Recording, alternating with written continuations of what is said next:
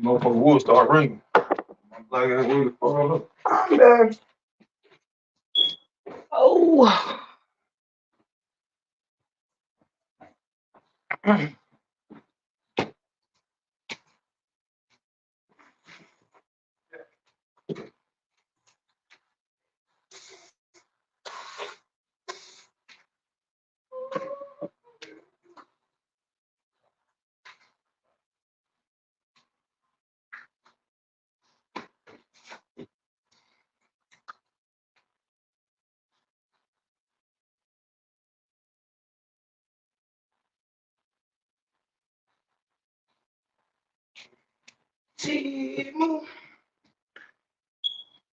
Jasmine, what's up, baby? Give me 1 second, Jazz. I'm gonna drop the link for you. I got lotion on my hands. Let me get this lotion off my hands.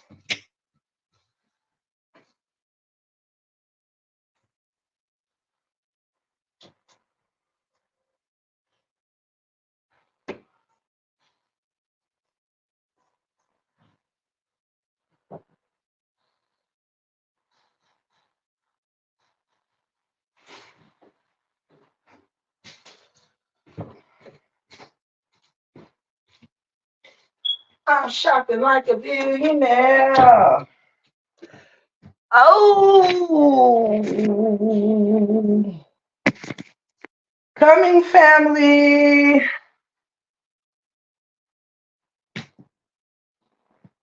Oh, had to get my life together over here.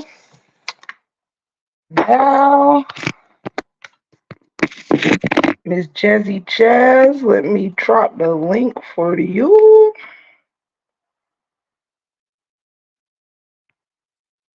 Uh,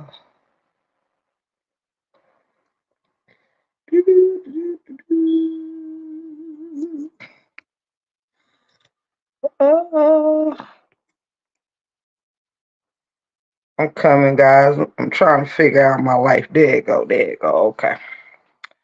Got it.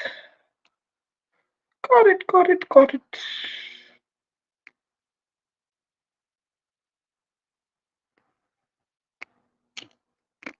Eh. All right. All right. What up, Mikey? What up? What up? What up? What up? What up? What up, guys? I am about to pull. What up, Shelly Shell? Nice to have me a moderator up in here from the jump. I'm gonna pull Jasmine Dickey up here with me as soon as she get backstage. And I'm gonna pull the live up on my other phone just so I can keep up with the Chizat. All right, there's my girl. There's my girl.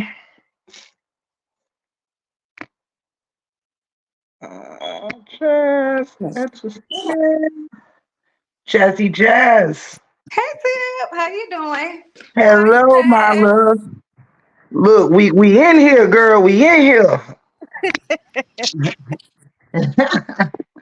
How you doing today, baby?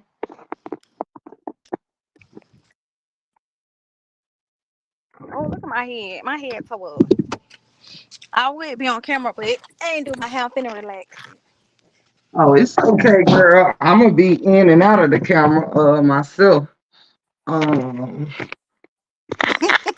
first, let me clean the damn camera. Ah, okay, everybody, come on in if you'd like. Hello, Camille. Hello, Malibu. I am in the building. Even though we are in the break room 411, we are both hosts tonight, hosting this thing together. So Jazz ain't my co-host. I'm not her co-host. We hosting together. Just in the break room. Ah, Well, Hi, Shelly. welcome, everyone. I'm gonna let everybody come on in a few minutes and get comfy real fast, and then we're gonna jump into some things. And Jazz, I had even though we're gonna kind of freestyle this thing, I did write a couple of things down that we can feed off of if we decide to. Um Okay. And let me tell y'all something for y'all that's coming into the chat about this lovely host that's hosting with me tonight. If y'all have not went and checked that, please first of all go subscribe to Jasmine Dickey's page. She is very enlightening, very intelligent, very inspiring. And one thing y'all might not know about her that I know about her is she is an amazing storyteller. Hey, Thank you. Hi, everybody. Hi, Miss Robin. hey, Miss Robin. Um, while everybody is like, I know we have a couple of different lives going on, and I told people earlier they can interchange between the two if they would like. We totally understandable. It happened kind of by accident. Um, but that's okay because it's enough of us to go around. You feel me? It's enough to go around. Hey, Miss Josephine. Hello, hello, hello. Before we begin, we just go speak to the chat and get comfy or whatever. Give it a few minutes for everybody to realize that we are live because y'all know I don't be putting no schedule up there. I just go with it so I know who really love me. You feel me? I understand. I barely go live, but when I go, I don't either. I don't. I just it never crossed my mind. Hi, Miss Josephine. Hello, hello, everybody. Hello, hello. Come on in. Come on in. Take your shoes off if you like. Um, well, I'm gonna tell you the two things that I wrote, Jazz. So anytime we decide to get into it, you'll already know what I wrote. I mean, the two little questions or whatever. Okay. Um, one thing I want you to put in your head is I want to um kind of because I love your storytelling. Um, wrote down for me, you in the chat to think a little bit about an unbelievable time of betrayal. Okay, let me repeat that. Oh.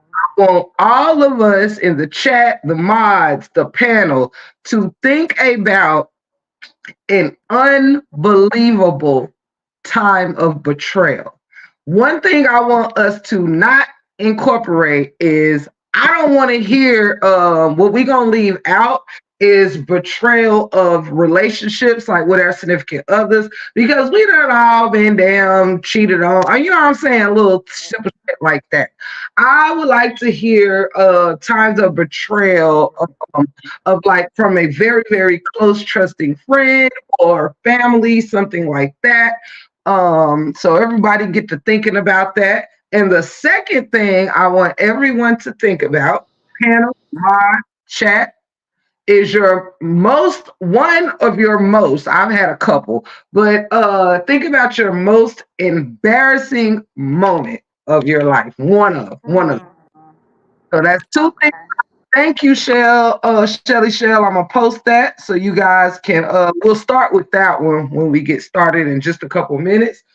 We're gonna start tonight's conversation. If my gorgeous host next to me doesn't mind, I thought it would be interesting to start with unbelievable times of betrayal. Oh, you want me to start it off? Okay. I have you start off. So Sis. You can start.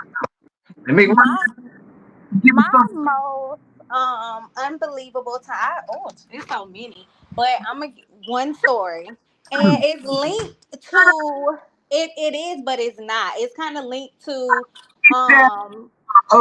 Get Jasmine's attention. Jazz, Huh, can you hear me? I can hear you. You can't hear me. Yeah, I was just talking to you, girl, and you was getting started. I said, hold on, Jack. Oh, I said, chat, get her attention. oh goodness. Give me 1 second, Jazz. I'm gonna run downstairs and grab me something to drink, then I'll be ready. Okay. Underlay. I'm talking to my son.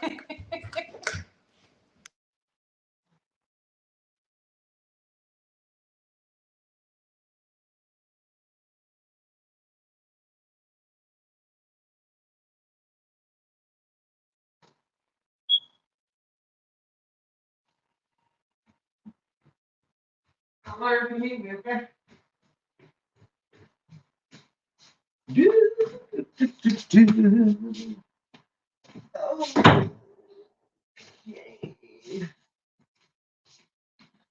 Welcome to anybody that is coming in the chat. Welcome, get comfortable. It's Tiff the Give and Jazzy production tonight. Our first subject will be unbelievable times of betrayal. We are starting with Jazz because Jazz is an amazing storyteller and I just love when she tells a story. So we are going to let Jazz kick us off. Take your time, Jazz, and guide us through your most unbelievable one of your most unbelievable times of betrayal. Because I've had a couple, so I'm not going to say to for anybody to think of their most or one of you know what I mean. So give us whichever one you want us to share. Jazzy got the floor. Okay, so I one of my most and it was shocking. It was shocking to me. It was this lady. She ended up becoming my oldest son's godmother. She was supposed to be my youngest son's godmother too. But I met her when I was 11. She was a teacher. She was like not like a teacher, but a teacher's aide at the school that I attended. And she had three sons, so she loved, like she was really girly, that type of thing. And she used to get all the girls. She had us on the little cheerleading squad. She would get us all, have us come to her house, just hang out. But she really was using us to keep her kids. That's really what it was. That's really what it was. Now that I'm an adult, I can see it for what it is. And some time had went by. We would keep in touch. Out of all the girls from the school or whatever, I kept in touch with her. I was really, really close to her. And when I got pregnant with my second son, I had not seen her for like a couple years, and we ended up running into each other. And she started coming around, or whatever the case may be. I ended up moving to Atlanta when I was pregnant, and she begged me to move back to Florida. She stayed in Polk County, so she begged me to come stay with her. And my mama kept saying, I don't trust it, blah, blah, blah. But I wanted to go back home anyways because I didn't like living in Atlanta. I didn't like it. So I came, and that's mine. And the guy that I used to date, he used to always give me money. Like he'll just give me money, send me money type of thing. So he was gonna give me this money. And I told him, I was like, well, give it to her because she had bought a car for this guy this boy she was talking to. And he went off to college. So she was like, well, I don't know what I'm gonna do with the car. So I said, well, I'm gonna see if he'll buy the car from you. So he didn't bought the car from her. He kept saying, Jazz, are you sure? I'm like, yeah, I trust her. He was like, Jazz, when it come to money, you can't trust people. I'm like, I've been knowing her since I was 11. I trust her, blah, blah, blah. Man, that girl hadn't got my money. I get down to Polk County. She told me to go crank up the car. The car don't work. Car won't crank up. Wow. So she know I got an attitude. She calling all these shade tree mechanics. You know them crackheads that they'll fix them for some bill, a little bit of money. She calling them trying to come get them to fix on the car. I was like, listen, don't worry about it. I just drive the car to Orlando and have my uncle fix it. I get on the highway. The goddamn what is called the belt. I can't even think of what it's called. It popped Uh-huh. on the highway. So left the car on the side of the road. It's time for me to have my baby. I go to have my baby. I move back to Orlando. Another girl that I was friends with, she was like, "Well, Jazz, you could come stay at my house and this, and this." I had my baby, and then I go to her house after I had my baby. They ended up talking to one another. I don't know what she told that girl. She called my baby daddy, told him he wasn't my baby daddy. The girl had to call DCF on me. Sent the Wow. people, said I didn't feed my kids. I mind you, at this time, my youngest son was 2 weeks old. So all of this happening, and I got a 2 week old baby. I had already left my son daddy because that's the whole story in itself. But I went with him. He had a whole nother baby on the way. So it just was adding drama on top of drama on top of drama. And I'm just like, never in a million years would I have ever thought she would have did that to me. Like I just felt like she took advantage of me, and I was 19. I was 19 years old. I just felt like she took advantage of me. And that just let me know you can't trust people. It don't matter how long you know them. It don't matter. You just got to see people for who they are. Absolutely. And I didn't see it. Like my mama was trying to tell me, the guy that gave me the money, that gave her the money. I told him to take her the money for the car. He tried to tell me, and I'm just like, no, I trust her. I don't think she'll do that to me. She did it to me. Wow. Yeah. That's crazy. Yup, she did it to me. And then y'all plotted against me, tried to get my kids taken. Mm, mm, mm. That is definitely an unbelievable time of betrayal. You Mm. understood the assignment. Yeah. I will give you guys one of mine. Thank you, Jazz, for telling us, starting us off with your story. Um, I'm gonna give y'all one of mine, okay? I want y'all to picture it. For those that's coming in the chat, our first topic today is discussing unbelievable times of betrayal. The link is also dropped today. Instead of the only ones that will stay up here throughout the live will be me and Jazz. But if anyone wants to come up to specifically to tell a story based on the subject we're discussing, you can do that for sure. Okay. Um, and that's just to keep room for anyone else that want to come up, and we'll drop people and stuff like that. If anybody wants to tell a time of betrayal, you're welcome up. Now, my greatest time, one of my biggest moments of betrayal went a little something like this, y'all.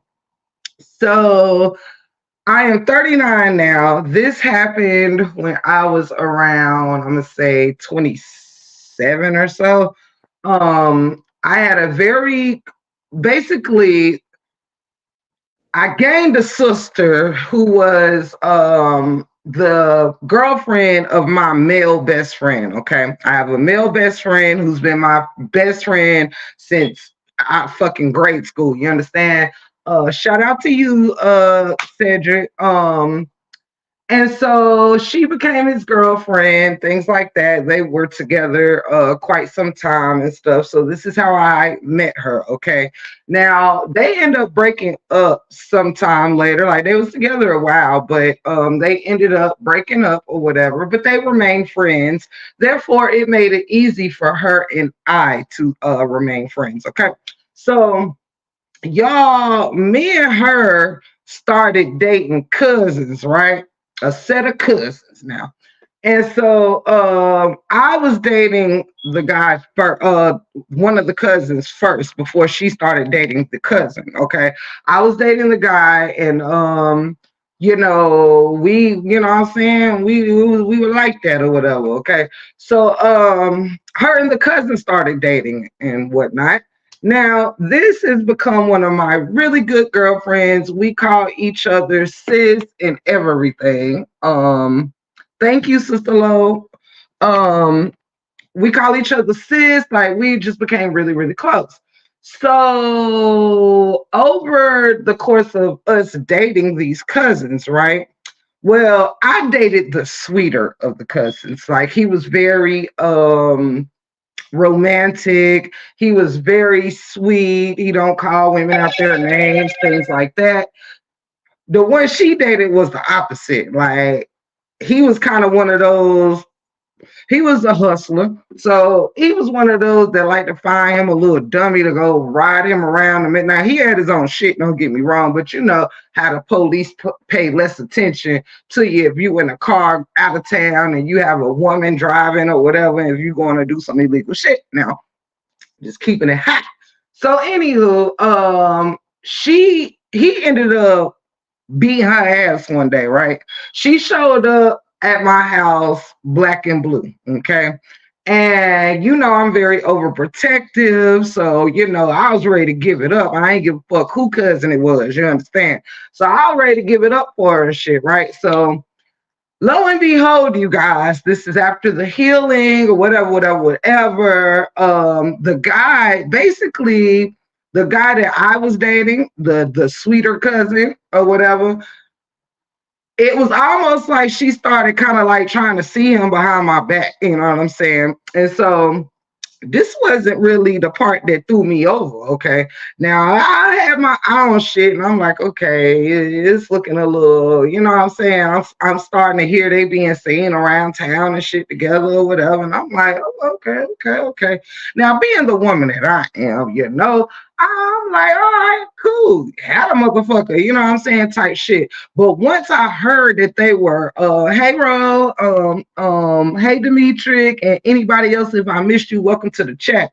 So I wasn't really tripping, like, you know, I was on my okay fucking shit. But if I was surprised, not by no man, you know what I'm saying, or whatever, but I was surprised for her as my sister, someone I looked at as a sister, to be hollering at a motherfucker that I was already hollering at, you know what I'm saying?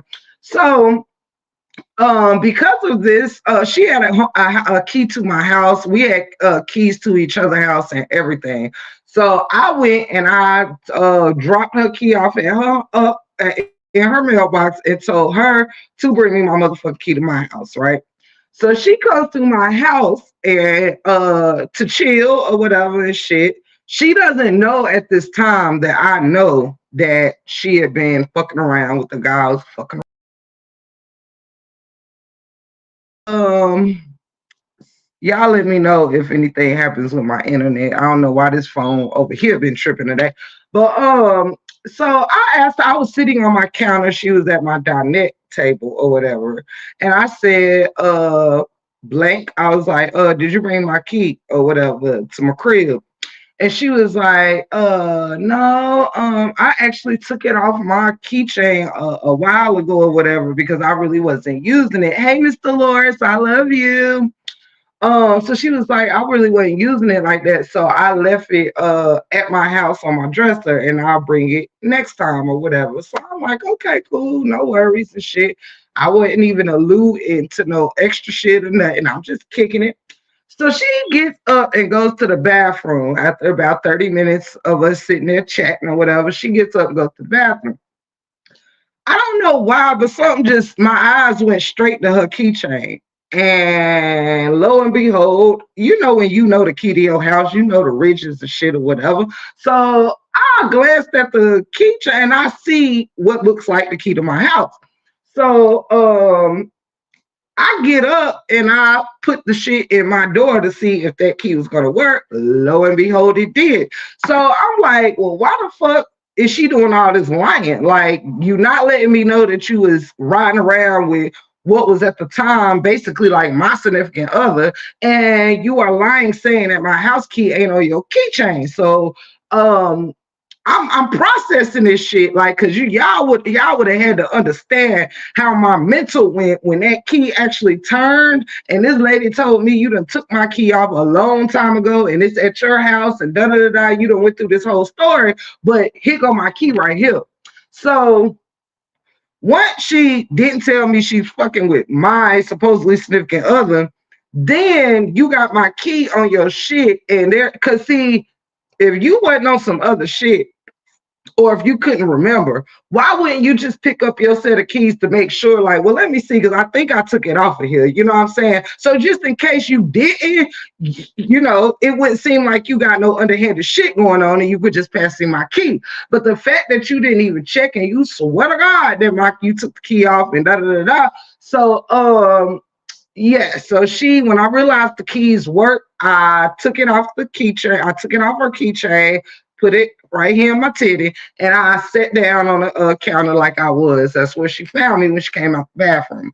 Long story short, y'all, we ended up going into my room, and I was sitting on my bed, and she was sitting on the floor and doing her homework, because she was taking college courses and shit then or whatever. So I just kept staring at her like I was boiling, like, you know what I mean? I was fucking boiling, like, bitch, you fucking my dude and you keeping my key for what? Like, you plan on letting them sneak in here and steal all my shit? Like, what is your goal here? So I just kept just staring at her, y'all, like, it wasn't sitting well. So I nicely told her, I was like, blank, I ain't gonna state her name, but I was like, blank, stand up a second. I said, I don't even want to do this to you sitting down. So I'm like, stand up because it's about to go down. And she like, what? What you talking about? Or what's going on? She stood up and I started welling on that bitch. Like, I beat the brakes off her ass straight like that. And then after I whooped her ass, I took her outside to let her know why I whooped her ass. And we actually remained friends for a little. But yeah, it ended up happening again, y'all. Later on in life, she did me dirty like that again. I think my camera is stuck. Oh no, there it go. She did that to me again, y'all, and after that, it's stuck again. It's okay. It'll keep doing that. But yeah, she did it to me again, y'all, and after that, once again, I beat her ass, and I was no longer friends with her ever again. Now, the only thing that gets me with this story of betrayal, you guys, is because after the second time I whooped her ass, she actually ended up passing away a year later due to some type of liver disease or whatever. And it once she passed, it bothered me that I beat her twice. But then again, I mean, I've been living with it because nigga, you did me dirty twice, so it is what it is. But rest in peace to her. But yeah, that was one of my biggest betrayals is another motherfucker doing me like that. Like when a man do it, it's different. But when one of your close homies, like they should know better, you know what I'm saying? At least to me. But yeah, I agree. that was my one of my biggest betrayal moments. It sucks. That Yeah. sucks because you wouldn't expect people to do stuff like that to you, especially if you know you the type of person that you're not gonna do that type of thing.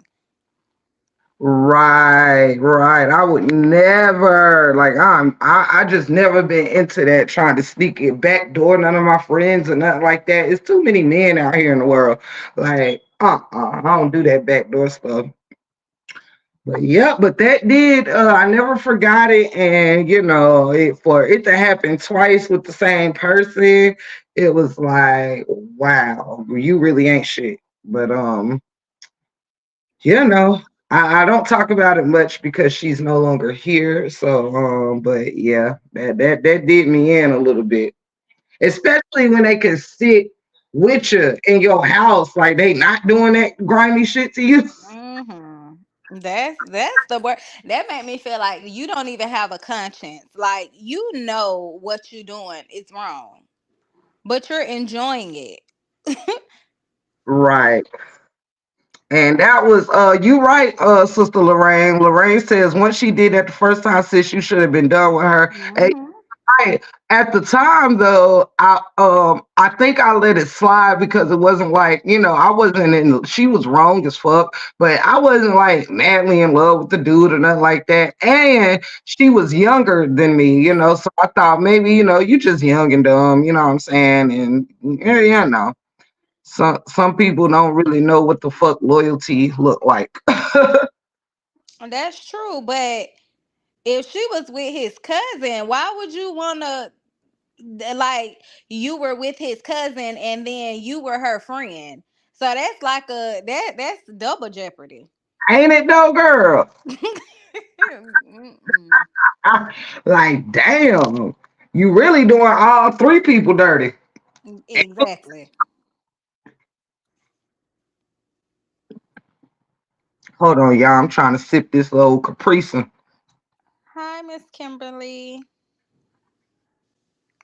Hey, Miss Kimberly. Yes, you right, Nina. What that was one time, too motherfucking many. Hmm. Does anybody have a I guess ain't nobody hit the link, so nobody wants to share a moment of betrayal. If you do, anytime in a live, decide you want to come up and share anything, you are welcome to hit the link, come up and share your story. Um Next thing I want to discuss is Miss Jasmine, do you or can you recall an embarrassing moment in your life, something that really embarrassed you, whether you were young or an adult? Yes. Yes, I can. So when I was like 8 or 9, I think I was 9. A hard head make a soft behind. I'm gonna start out with that. I was living with my mom. Well, my mama was living with one of her good friends, and her kids had this bike. And my mom used to be like, "Jazz, you need to stay off their bike. Stay off their bike." And in the back of the neighborhood, it was a dock over the lake, and it was like concrete that went down into the water. And so this particular day, it was this big event going on at the park because the dock was by the park. It was this big event that was going on, and I was riding a bike, riding the bike on the dock, and I rolled off the dock like I had did so many times before. Yeah. But I didn't realize that the part of the dock that I was on, it was the high part fell, slap on my face, knocked my teeth out. Uh-uh. Yeah, fell literally on my face and knocked my two front teeth. I knocked my two front teeth out. Oh my God. Yes, yes, yes. And so we was on spring break. I would never forget it. I was in fourth grade.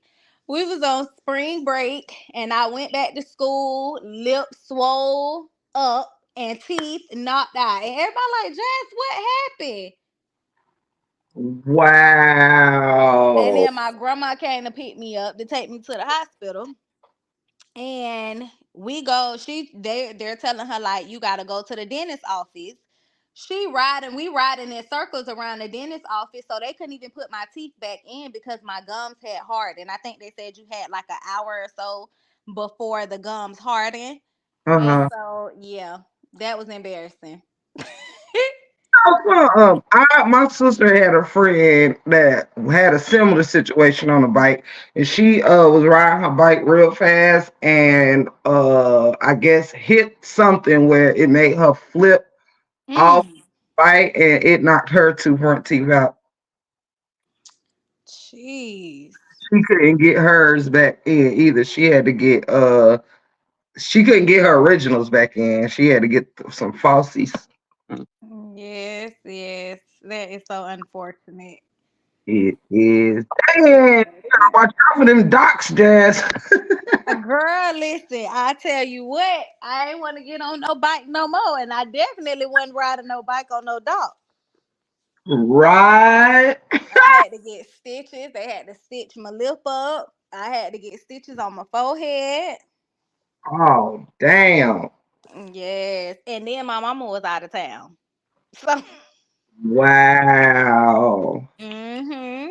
Yep, she used to drive for Greyhound, so she was out of town, and I was around there busted up. Damn. Crazy. Mm. Yes.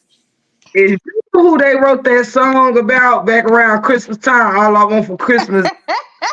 You know what's funny? What's funny is the friend that my mama stayed with, her son was missing one of his front teeth, right?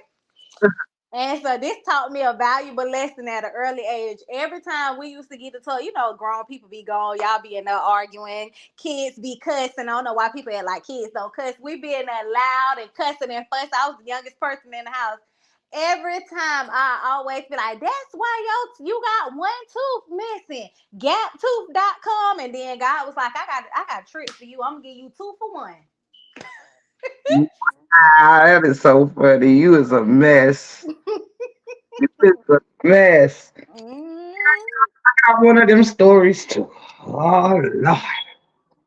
Y'all, my most embarrassing moment happened not far from the age Miss Dickey was, matter of fact. But you guys, I was in the fifth grade, I believe. Um, Let me see, was it the fifth grade? I was either in the fifth or fourth grade. What I do know is, yeah, I was definitely in the fifth grade. My bad, I was in the fifth. I had not too long began my periods, y'all. Okay. This was right around time I had started having my little monthly show up. And it was also around the time I was not as experienced, when it first come on, you gotta get experienced with it, used to Right. it like that or whatever.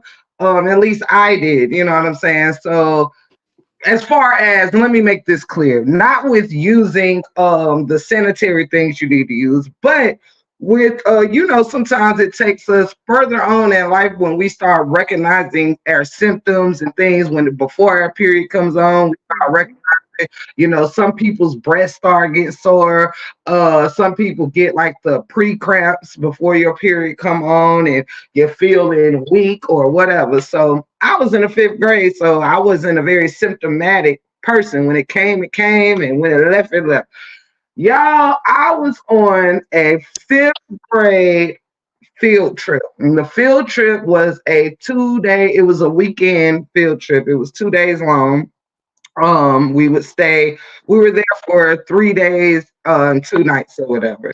So this was on the way back from the field trip.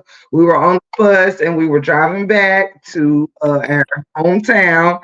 And we had stopped off because it was a few hours long. So we stopped, we'd stop at McDonald's or a convenience store, different places on the way and on the way back. So we got we were about halfway home and we stopped at like some type of it was either McDonald's or a store, I can't remember. But y'all, I happened to have had on a white t-shirt and white shorts. Got up to go into the store or the restaurant, and lo and behold, my entire ass is red. I mean, entire ass is red. And of course, I had not packed anything. Luckily, we was at the store we was at, but that didn't do shit for me. Well, it worked out because we stopped, so I was able to switch out into something else I already wore, of course. But just the fact to stand up and 36 students or more, I can't remember many of us it was, but it was about 40 of us, and everybody sees my period stained ass. And I was so fucking embarrassed, y'all. So embarrassed. But my teachers, of course, helped me out and got me together, honey. But honey, when I stood up and everybody was looking at me, and I'm like, oh my God, that has haunted me for 30 years. I'm 30, oh shit, about 28 years. Because I'm 39. Yep. That was about my most embarrassing, was that damn period. Snuck Yeah, up. that is embarrassing. That is embarrassing. Make you mindful. Hell yeah, because I mean, it went like a little bit, like when it was like, y'all, it started, you know how when your period can start off light and then get heavier and shit? Child, that shit started off full fucking throttle, as if I had already been on my period for 2 whole days or some shit. I was so embarrassed. That happened to you too, Miss Bree? Yeah, that's crazy. That. Period. I'm pretty sure that's happened to a lot of women though over time. Hey, open book. Hey, open book. And shout out to my lovely host, Jasmine Dickey. Is there any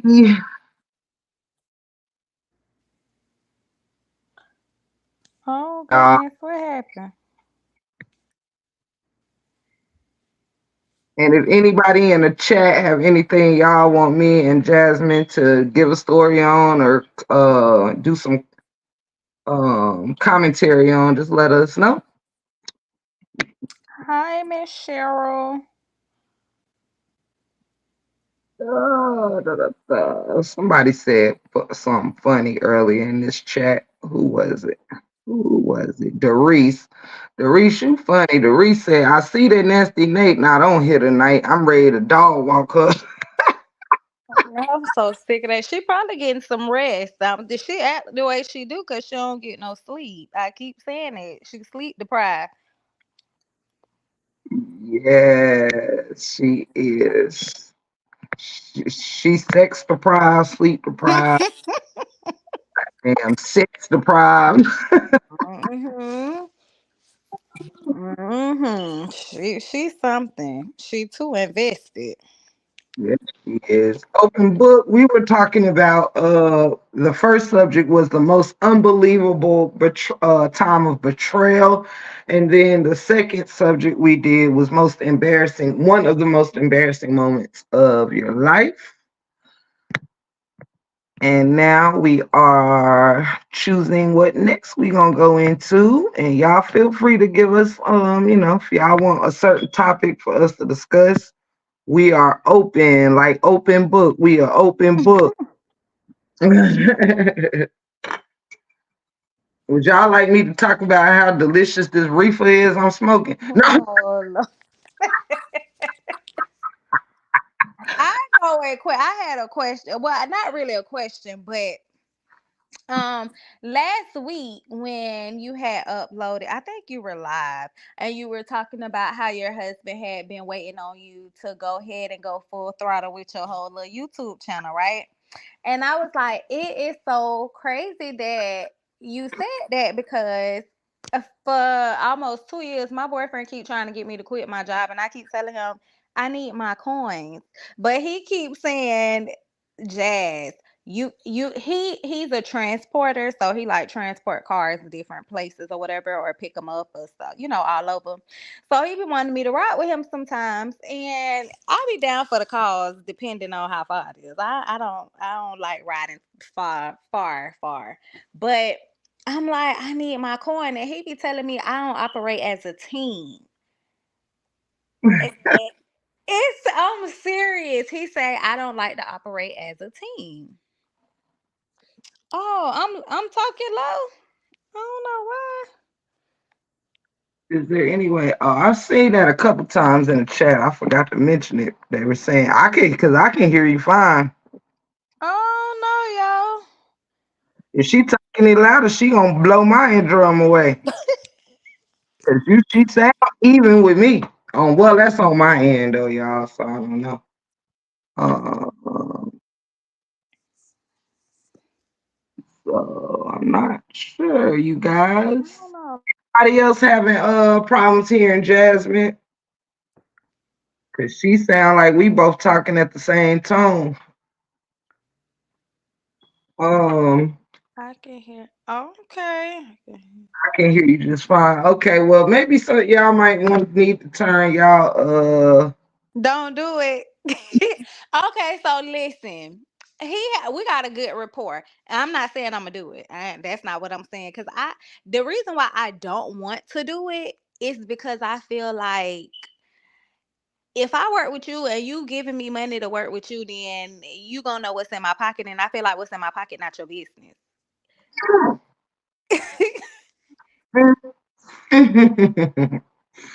That's just how I be thinking. I don't know. Like, is it just me? My friend tell me, she be like, Jazz, I don't know. I feel like sometimes you should just listen. Sometimes, and I do, but I be on my own coin. Well, I'm gonna tell you like this, babes. How I did it was this, because my man was saying the same things, and I kind of thought the same. Well, I feel like you know what I'm saying? Not that I care about him knowing what's in my pockets or nothing like that, but I like to be in control of what's going in my pocket. I mean, I guess when you think of it that way, like you working pretty much almost like working with or for your man, then um that might seem a little bit different. But see, what I did is I was working my regular job, as y'all already know. I pretty much saved, we weren't really hurting financially in any shape or form. And so what my husband did was, while I've been building my YouTube channel, he basically took over everything. So I do not have to pay anything that has to do with our living. We have a very like 50-50 relationship for the most part, because we're trying to build our life together, you know what I'm saying, and things like that. But yeah, he started doing that before I even stopped my job.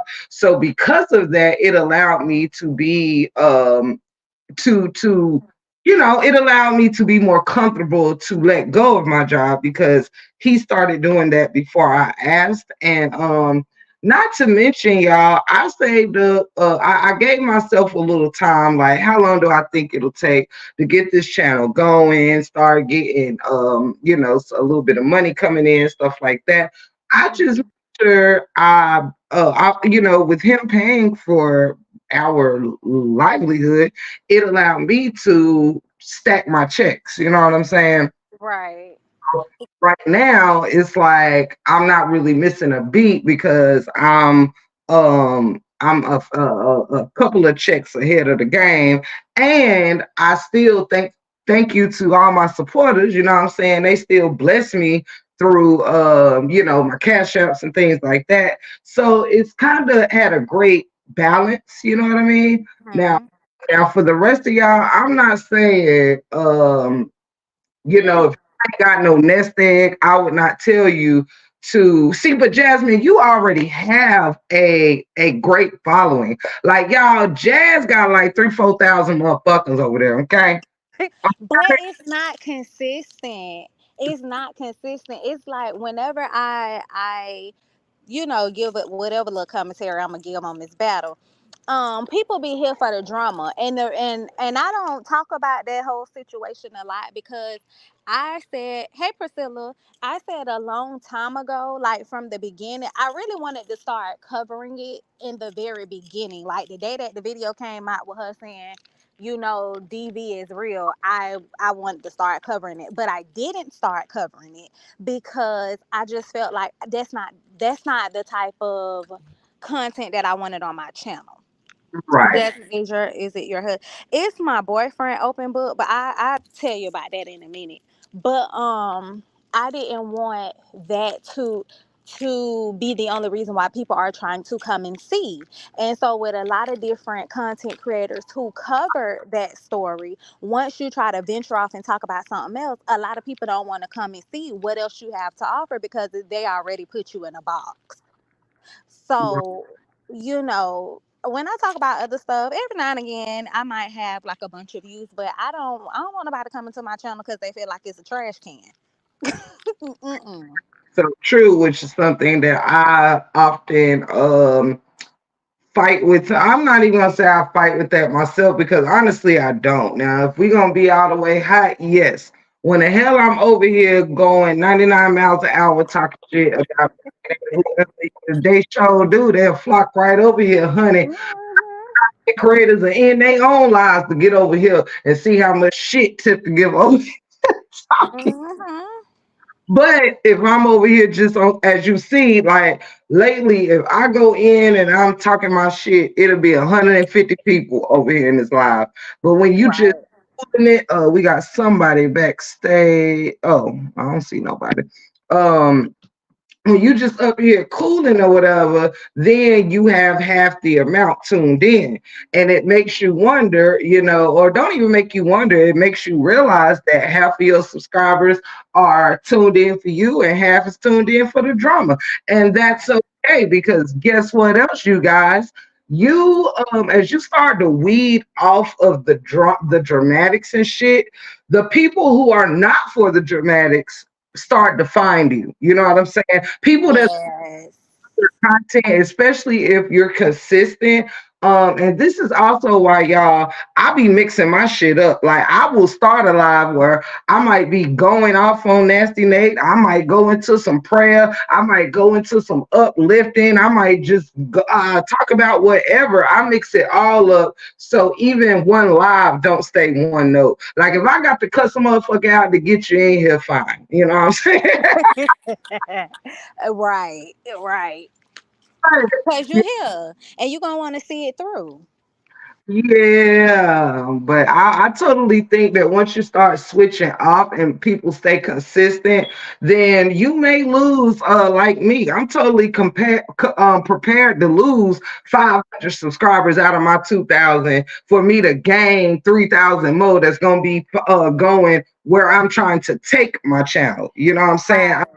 Not trying to hold on to them 500 to keep my shit cussing people out and dogging people or whatever. No, if once I'm done, if you're done with me, once I'm done with it, then that's fine.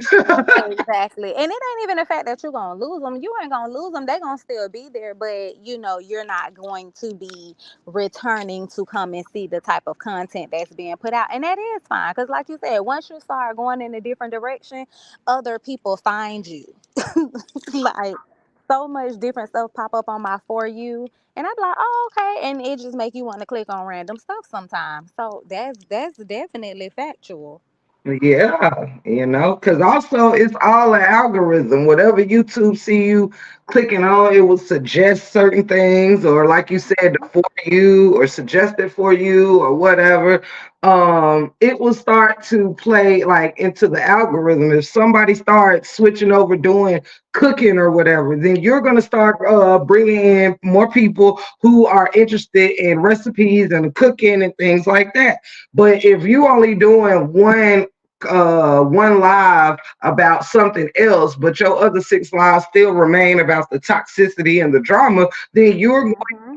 you're not going to be able to get that other side because you're Exactly. worried about the numbers and not us, I'm saying people, but with Right. I don't care if once I'm done with this story, some a person leaves because it and just take your subscription with you because I want you to be interactive with my page. Like you're not helping my algorithm just by being here. You know what I'm saying? You're helping if you interacting, you're watching my stuff, you're commenting, you're chatting. Sharing. If you Hmm. be there, then you just part of the subscription. But your subscription numbers only take you so far. And I say that because of how YouTube pays and even Facebook. Like it's interactive. How many people Yep. tuned in? How many people Yep. sharing? How many people are chatting, commenting? You And know, then it show you the returning P. It shows you how many of your subscribers return to watch you, how many of them don't return to watch you. So yeah, it's definitely interactive.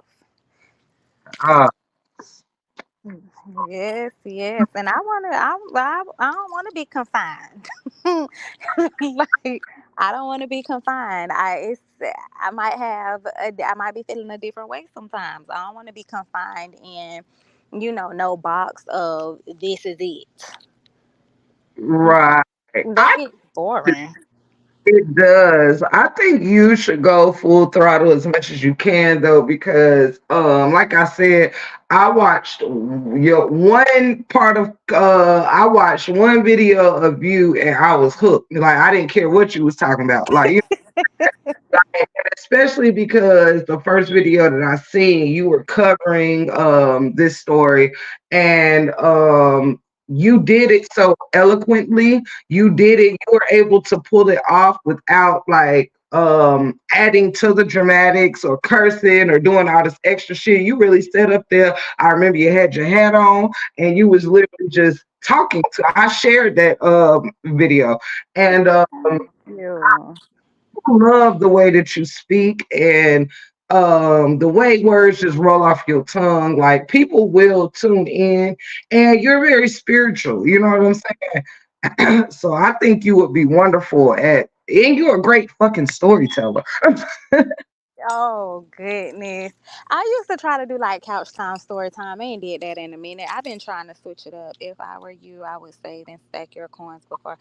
Okay, so this is the thing with my boyfriend telling me to quit. Okay. We've been together forever. Forever, ever, forever, ever. I've been with him since I was 21. I'm 31. And it really ain't no pressure because because of the rapport that we have, I know that I'll be good.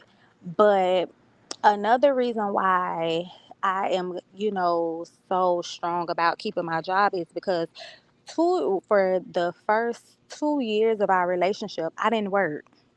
And then I would get jobs and I would just quit them. Like it would be no reason. I just get a job and I work it for a week or something like that. Somebody will make me mad and I would just quit.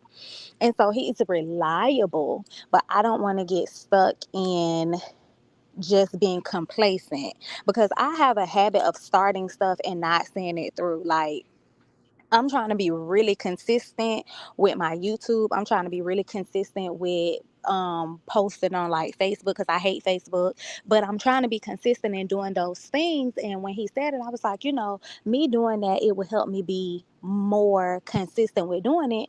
But what I'm gonna be doing all day throughout the day, I don't want to just sit on live all day long to have no conversation.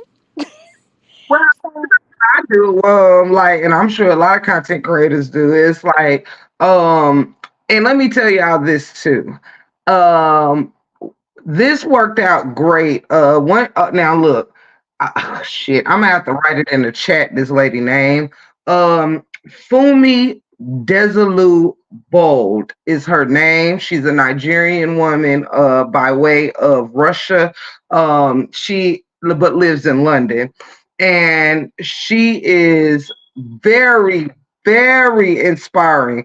For the people in the cheap seats, let me give y'all a little and the people in expensive seats. Let me give you a little down thing of Miss Foamy.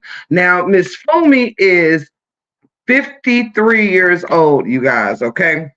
Foamy started her YouTube shit every bit of 15 years ago or something, and it wasn't building like she wanted it to. And I'll tell you why, and I'll tell you how she got flourishing on that shit. Now, Fumi is the epitome of does not hold up. How does the saying go? Oh, delayed is not denied. Okay. okay. Now that's something that stuck with me. Somebody put that in the chat for me so I can pin it. Delayed is not denied. Why I say she is the epitome of that is because um she slowed down on the YouTube, got into the corporate world or whatever, then later decided, hey, her husband pushed her. Thank you so much, Open Book. Her husband pushed her just like ours did to live out her YouTube dreams. He thought, you have so much to say. She's a fashionista. If any of you guys heard of Juvia's The makeup makeup, yes. contract with them. Oh. She has a contract with H&M, and she has a contract with Zara, the other clothing store or whatever. And all of this has came about in the past couple years. And let me tell you guys, Fumi has one child that she had at the age of 49, you guys, the age of 49. Ooh, Fumi at the age of 44 or 46, I believe. I'm not sure. It was 44 or 46. So, or actually, I think she was 45. So she got married at 45, had her first child at 49, and she regrouped her YouTube page at 47, I believe. So her shit is fucking boomed, y'all. Fumi has been working on the channel for about, as far as full throttle, from the age of 50 to the age of she's 53 now. So for the past 3 years, Fumi went from 14,000 subscribers that she accumulated over 10 years or so to the past 3 years, it went from 14,000, y'all, to 500K. You understand? Oh my God. 3 years. And Fumi said, you know what I did? She said, y'all know often I ask you guys in the chat, I say, is there anything you guys want me to discuss? Anything that you, what do you want to hear from the break room? She did the same thing. She said, instead of me coming up with what I think people wanted to hear, I just started asking people, what do you want to hear from me? You know what I'm saying? Mhm. And y'all, when I tell you this lady blew the fuck up, she gives you the whole damn plan of how this YouTube shit can really take off for you.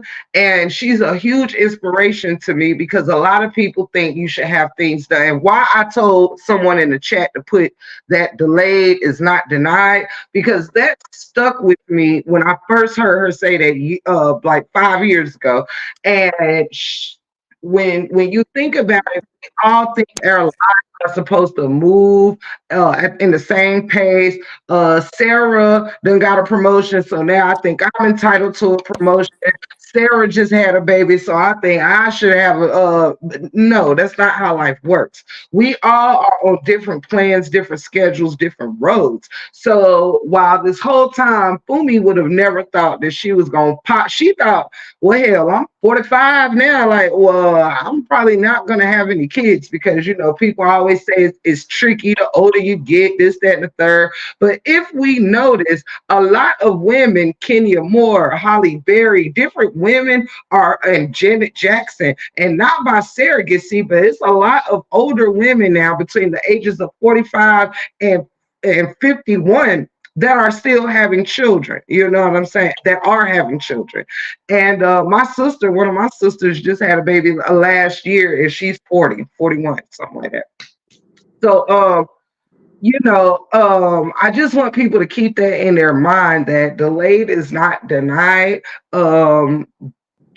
Just because your best friend got married when she was 26 don't mean that you're not getting married ever because now you're 40 or now you're 36 or now you 33 or any of that. You know what I'm saying? Our time is our time. So delayed.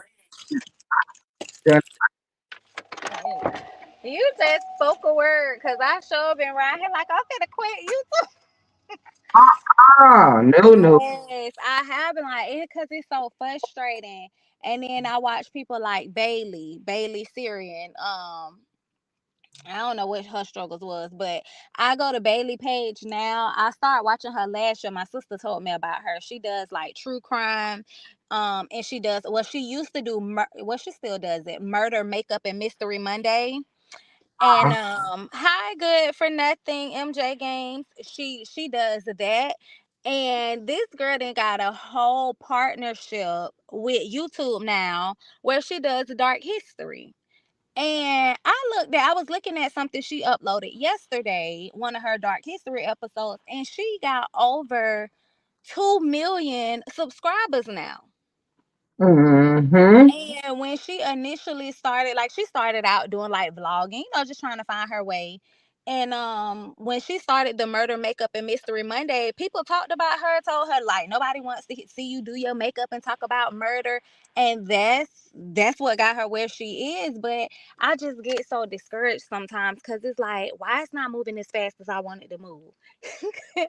And I think that's why I start stuff sometimes and then I stop because it's like, okay, I feel like I'm progressing, but I don't give it enough time to blossom. Yeah, I So, understand. I understand. Well, at least you know what the problem is. You know what I'm saying? Is seeing it through. And like you got such a great running start, Jazz. Like the only thing that like me, I'm one of your fellow sister content creators, but I am also a fan, subscriber and viewer of your page. So if you want to know what the viewers think, let me tell you as a viewer, I want your ass to go live more. You know what I mean?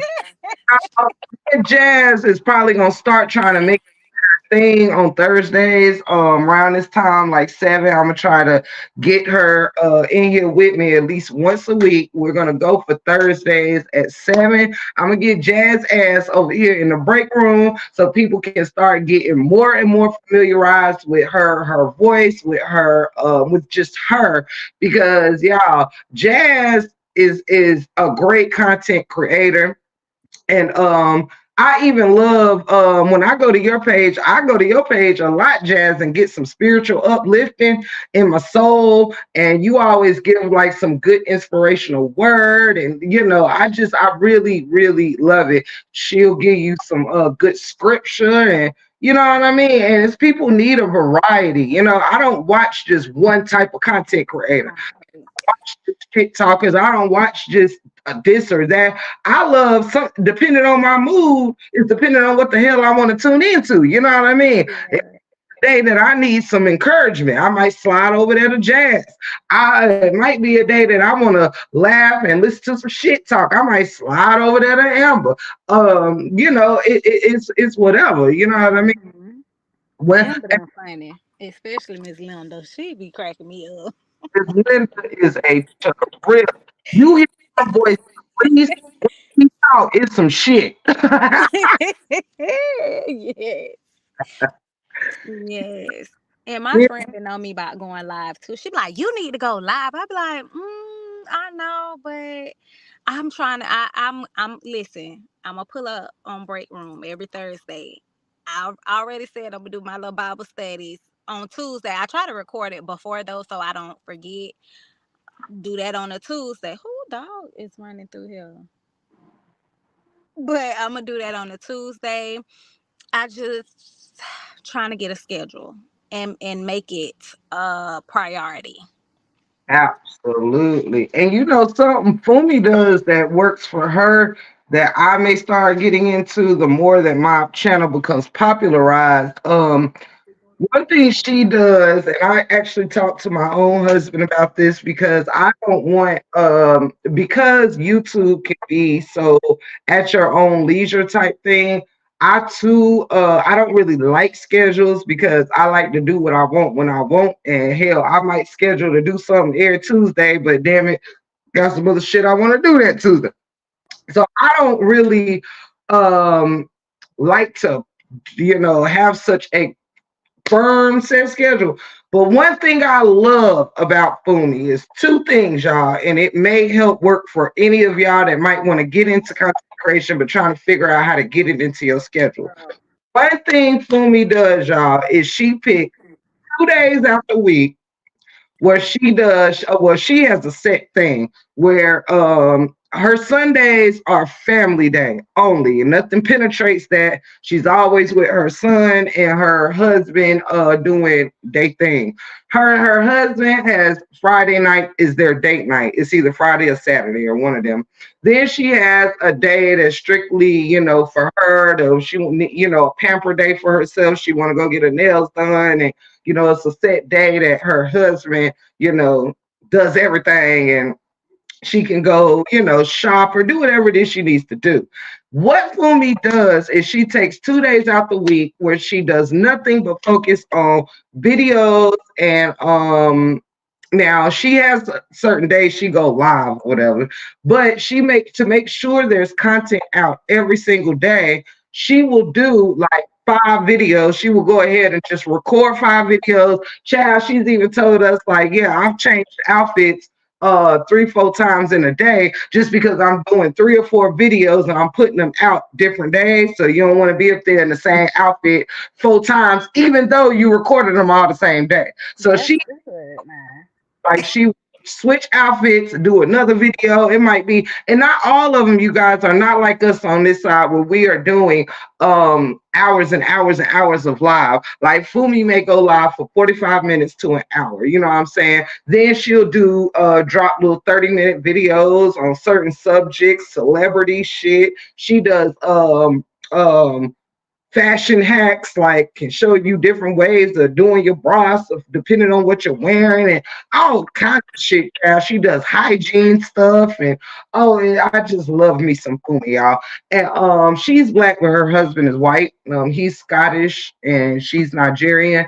Um, and he does like my husband. My husband doesn't stay in front of the camera all the time, but he in the future he will be a lot more center stage with the recording. Once I move from the phone to like my video camera and my whole YouTube studio room, he's going to play a bigger role in helping me with the editing and the recording. And I think that works for a lot of people. If you still want to have a job or do some other things on the side and not make this something you have to do every single day, you can just prepare things and then drop it each day. You know what I'm saying? Right. Thank you, Miss Cheryl. Thank you, and thank you too, Miss Nina. That is true though, and you know what, I said I was gonna try to drop content every day, but I ain't been consistent. But I think that's dope. I'm gonna go follow her. I'm gonna go subscribe to her channel. I think any of you ladies would get something from Fumi. Fumi is another reason you would love her too, Jazz, is because I call you, you're one of my favorite storytellers. And Fumi is a wonderful storyteller. Y'all, some of them stories, honey, Fumi done lived, y'all. And see, Fumi used to do modeling, like she done rolled with the best of them, like Tyra and all them. She done did work and all that shit before.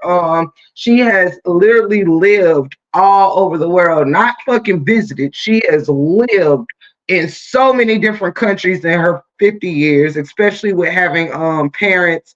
Her parents continued their education in Russia. That's how she Oh, was in I believe she was born in Moscow, Russia. And but her roots are Nigerian, her parents are Nigerian, her husband is Scottish, her son is Nigerian and Scottish uh, descent, but he was born in London. So I love. okay. That sounds like somebody my sister probably. Well, I'm gonna ask my sister. She be watching all kind of stuff. That's how I know about Bailey. She be watching all kind of stuff. She be like, "Sister, you should go watch this." But I am gonna subscribe to her. Hi, Cindy. I'm gonna subscribe to her because I need that, and I look for different content creators where I can get different ideas and stuff like that. There's one guy I watch, Joe Baker. He on I don't even know how that man popped up on my god dang on YouTube, but I've been watching him almost a year now. When I tell you, he had me, so he inspired me to write a book. That's how Love. I wrote a book because I was so inspired by him. And he has like he went to prison early or whatever the case may be. But when I tell you, this man is doing so good in life, he was like, when I got out, I started selling my books, and I started doing YouTube. And if you like stories, Tiff, go watch that man's stories. When I tell you, gonna watch every last one of them. That's just how engulfed you gonna be caught up. What's his name? His name is Joe T. Baker. Joe T. Baker. I'm gonna drop that. And his daddy too. His daddy is still in prison, but his dad tells stories too. But when I tell you Joe's stories, and now he didn't purchase the building and he's gonna set it up like a prison. He said, not because I feel like I don't like telling stories anymore. He said, but I want to actually make my story. Yep, that's him. He said, I want to make my stories come to life. So now he done purchased this building, setting it up like a jail so he can act out these stories. And like a couple other people, ex-cons that then got out of prison, because they all watch each other stuff. That's familiar territory. He said he's gonna start like inviting them out to be a part of different stories. Yeah, ain't it, Bridget? I'll tell you, gonna be caught up. I be so inspired though. Like it's not just his storytelling, but when he tell his actual story, and it's just inspiring. So I'm gonna have to go look up Fumi because I like anything that make me want to keep going. You know. And you will love Fumi. Fumi tells some wonderful stories, and they are. I love her stories of betrayal. Her like all sorts. She does some amazing stories. Honey, I just be engulfed like this, like drinking my drink. Like what? Hey Amber, thank you, Open Book. I'm not even playing. As soon as we get off, I'm finna go look her up and start watching. Y'all check out Joe T. Baker and Fumi Desaloof Bold. We will not steer you wrong up here. Hey Mm-mm. girl. Yes. I'm definitely gonna I done wrote his name down. I'm gonna check him out. Yeah, when we talk again, you gonna be like, now, Jazz, why you got me looking at this man? See, he funny. He did, but he really didn't come up fast though, Nina. He been out like 6 years, and he say he been putting in work since he been out. He's just now, really, in the past year or two, really just God has catapulted him. That's what I'm gonna say. God has catapulted him into a really good position, and he's responsible with it. Here Jazz, hold the chat down. I gotta run downstairs real quick. Okay. But yes, he's very responsible with it. That man is a fool.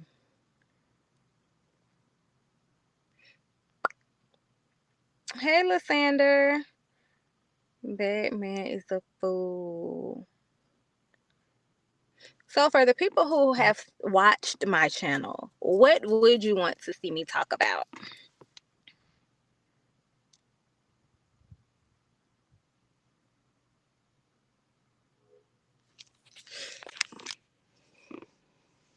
Because I need some ideas. He did a video on Robert and his ex. He did talk about that. And I went and did a TikTok too. And I told him, baby, you need to leave that alone. Because, see, people be looking at what's on the outside and they don't be knowing what be going on the inside. And what Miss Battle did was she was sharing that. She shared his video because she was using that as leverage. But then he turned around and said he blocked her and Robert. So she probably thought he was trying to shoot his shot. And you know what? He might have been trying to slick, trying to shoot his shot, but mm-mm. And that was around the same time he had his little situation going on too. So I was kind of shocked because I'm like, okay, you had your little situation going on, almost similar with a little bit more serious accusations. You shouldn't even want to comment on that. But that's my guy.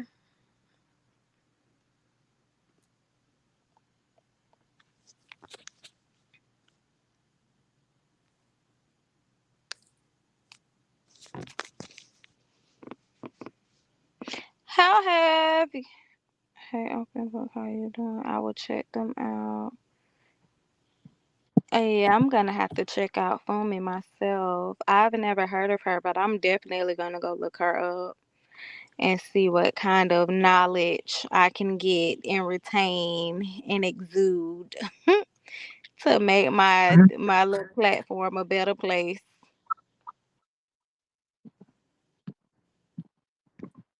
Can you hear me, Jazz? I can hear you now. Yeah, I just now said something. So uh, I don't think. You know, I do, but I don't. And the reason why I say that, Nina, is because you know how much stuff can happen in a year. A lot can happen in a year. I think the reason why we think certain things are fast is because we waste a lot of time as people. Like we waste a lot of time doing nothing. When I think about me being consistent with my YouTube channel, I in December, I said I was going to go full throttle. Now I've had my YouTube channel since like 2019 is when I made it, but I made like two videos and that was it. But when you are consistent and you put in work and you mean business, time will go by so fast. You'll look back and be like, dang, like already. The first video that I uploaded this year was a try on haul. That was the first video that I uploaded. And I only had two videos on my YouTube. I got 100 and some odd videos now. And it's crazy because in the last couple of months I've been consistent, but I was like posting, here and there. And I feel like had I started talking about the whole Miss Battle situation from day one, I probably would have a whole lot more subscribers, but I just didn't want to I didn't want to be a part of that, whole little situation. Then you still got people that's jumping on now that are building platforms based off of that little situation. Then you got people building platforms off other content creators. So, I be seeing some stuff. I be like, dang, they got this many subscribers already. They just started. But no, I don't think 6 years is fast. Because you could get a lot done in a lot Yeah, less time. very true. I'm looking for somebody I want to show y'all. It's okay, no, not her. If I could get to her, I will show you guys. Okay, let me give y'all some different. I'm gonna cut my camera on, which I meant to have it on anyway. If I can, y'all, hold on. My phone, I cracked my phone and it be acting a little stupid. Hold on. Sorry, guys. One second.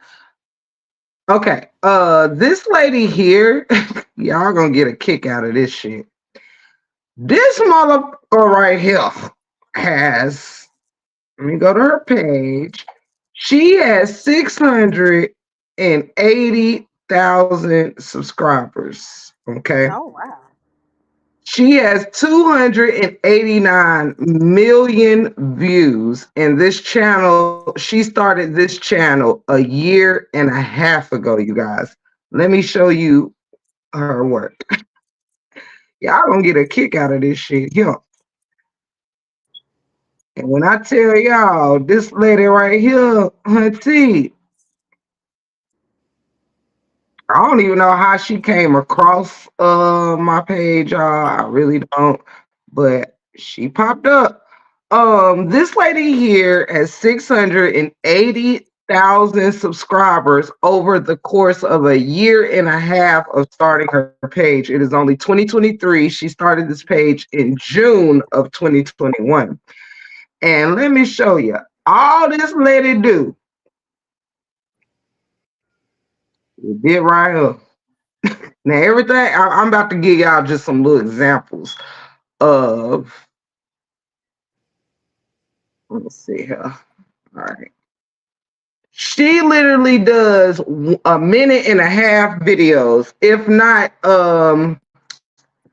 they may be as long as 2.5 minutes. This what she does, y'all.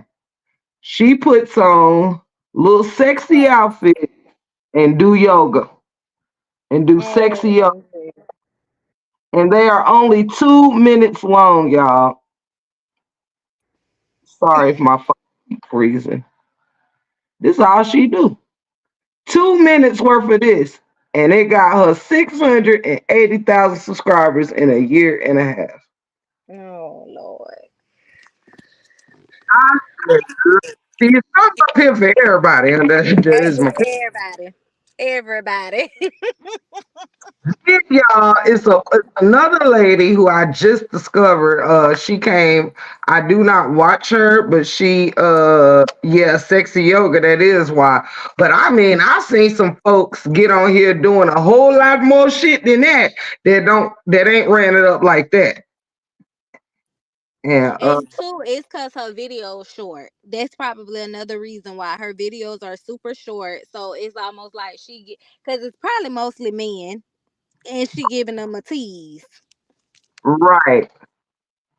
Um, Now I'm just showing y'all the different ways people are using their gifts and talents. Whatever that gift or that talent may be. I'm looking for this one other person. If I don't find her, I'm just gonna tell y'all about her. Some of you may have heard of her. There is a girl. She's in her 20s or so, I believe. This motherfucker here, y'all.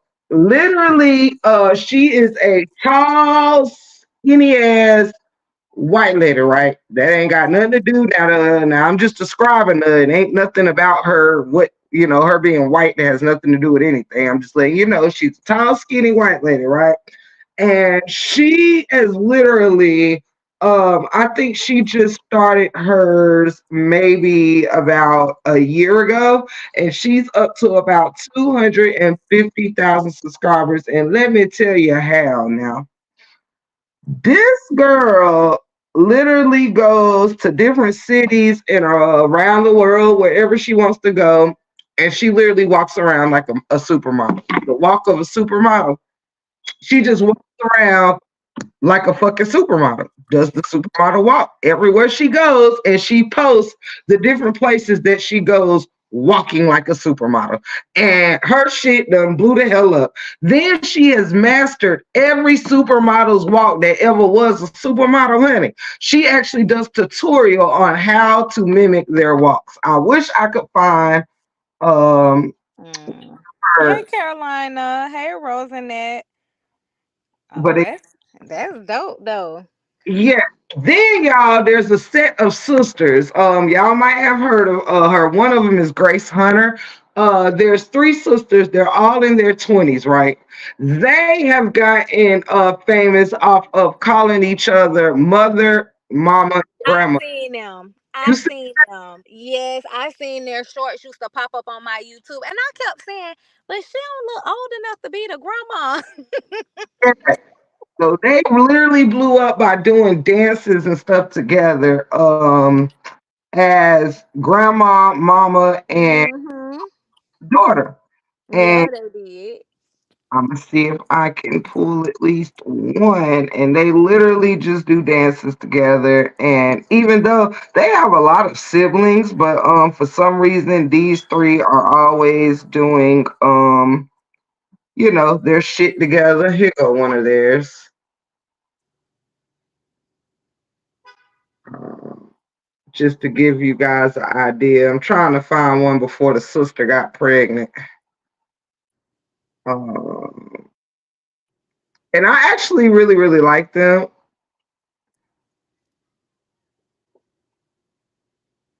This is the Yep. I think their names is Grace, Joy, and Charity. That And had me fooled for a minute. I was like, so that mean that she was 12 when she had her, and that they had me fooled. They ain't gonna lie. right. So if y'all ever see, y'all could find them through Grace Hunter. I really love all of their personalities. And so yeah, the one that's in the front, she's supposed to be the daughter. The one on the side, in the short green dress is supposed to be the grandma. And then the other one in the longer dress is supposed to be the mother. So daughter, mother, grandma. But they're all sisters in their 20s. And so, what I mean? Like people is just doing it on YouTube. You understand? Yes, yes, yes, yes.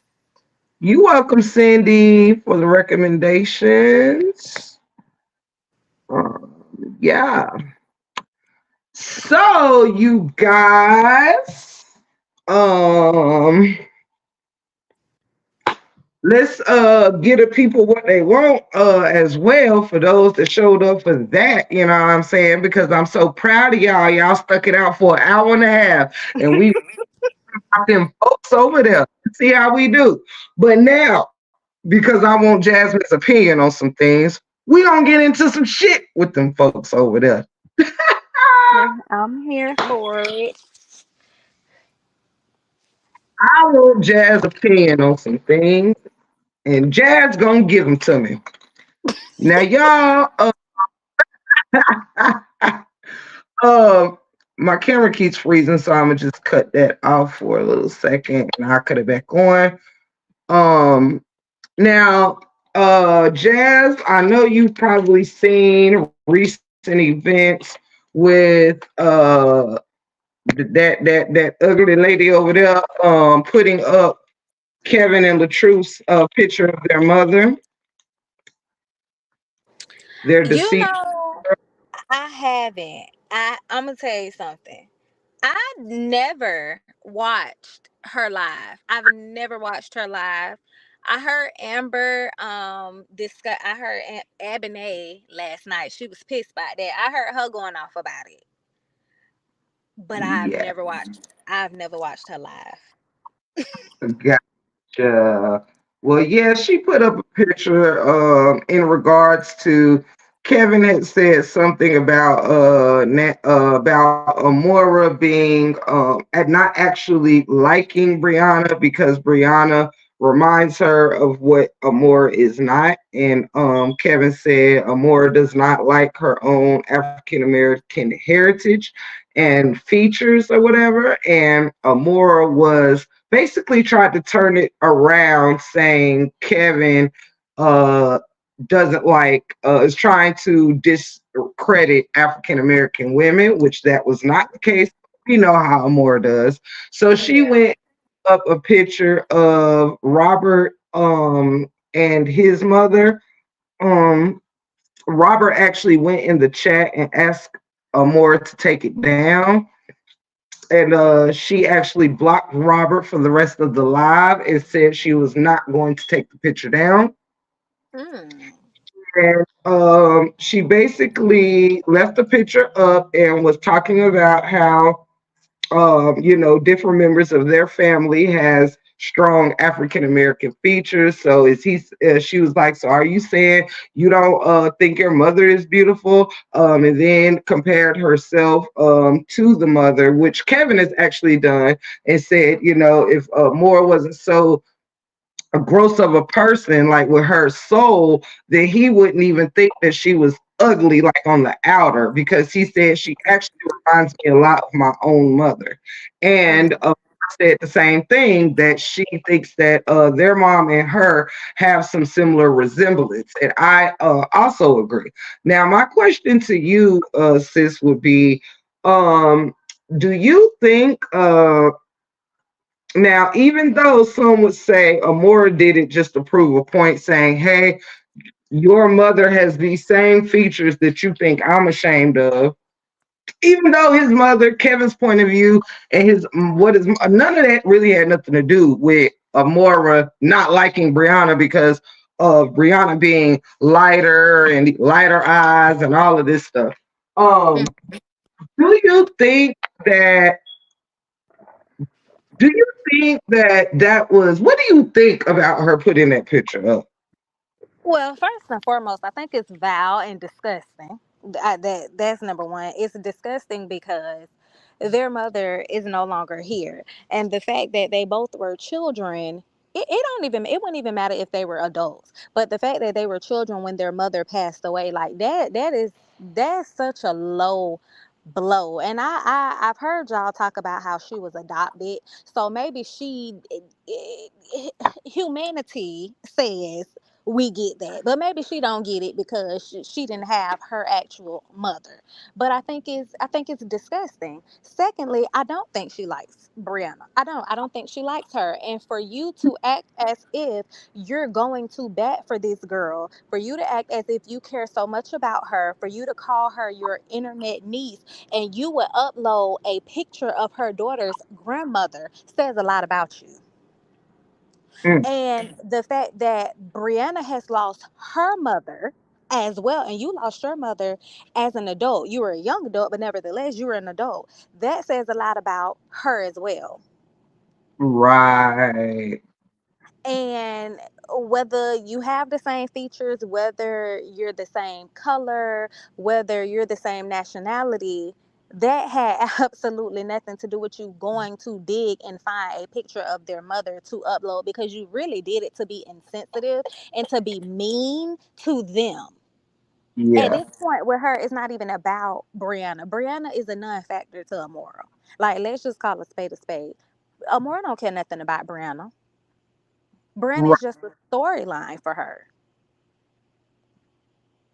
Right.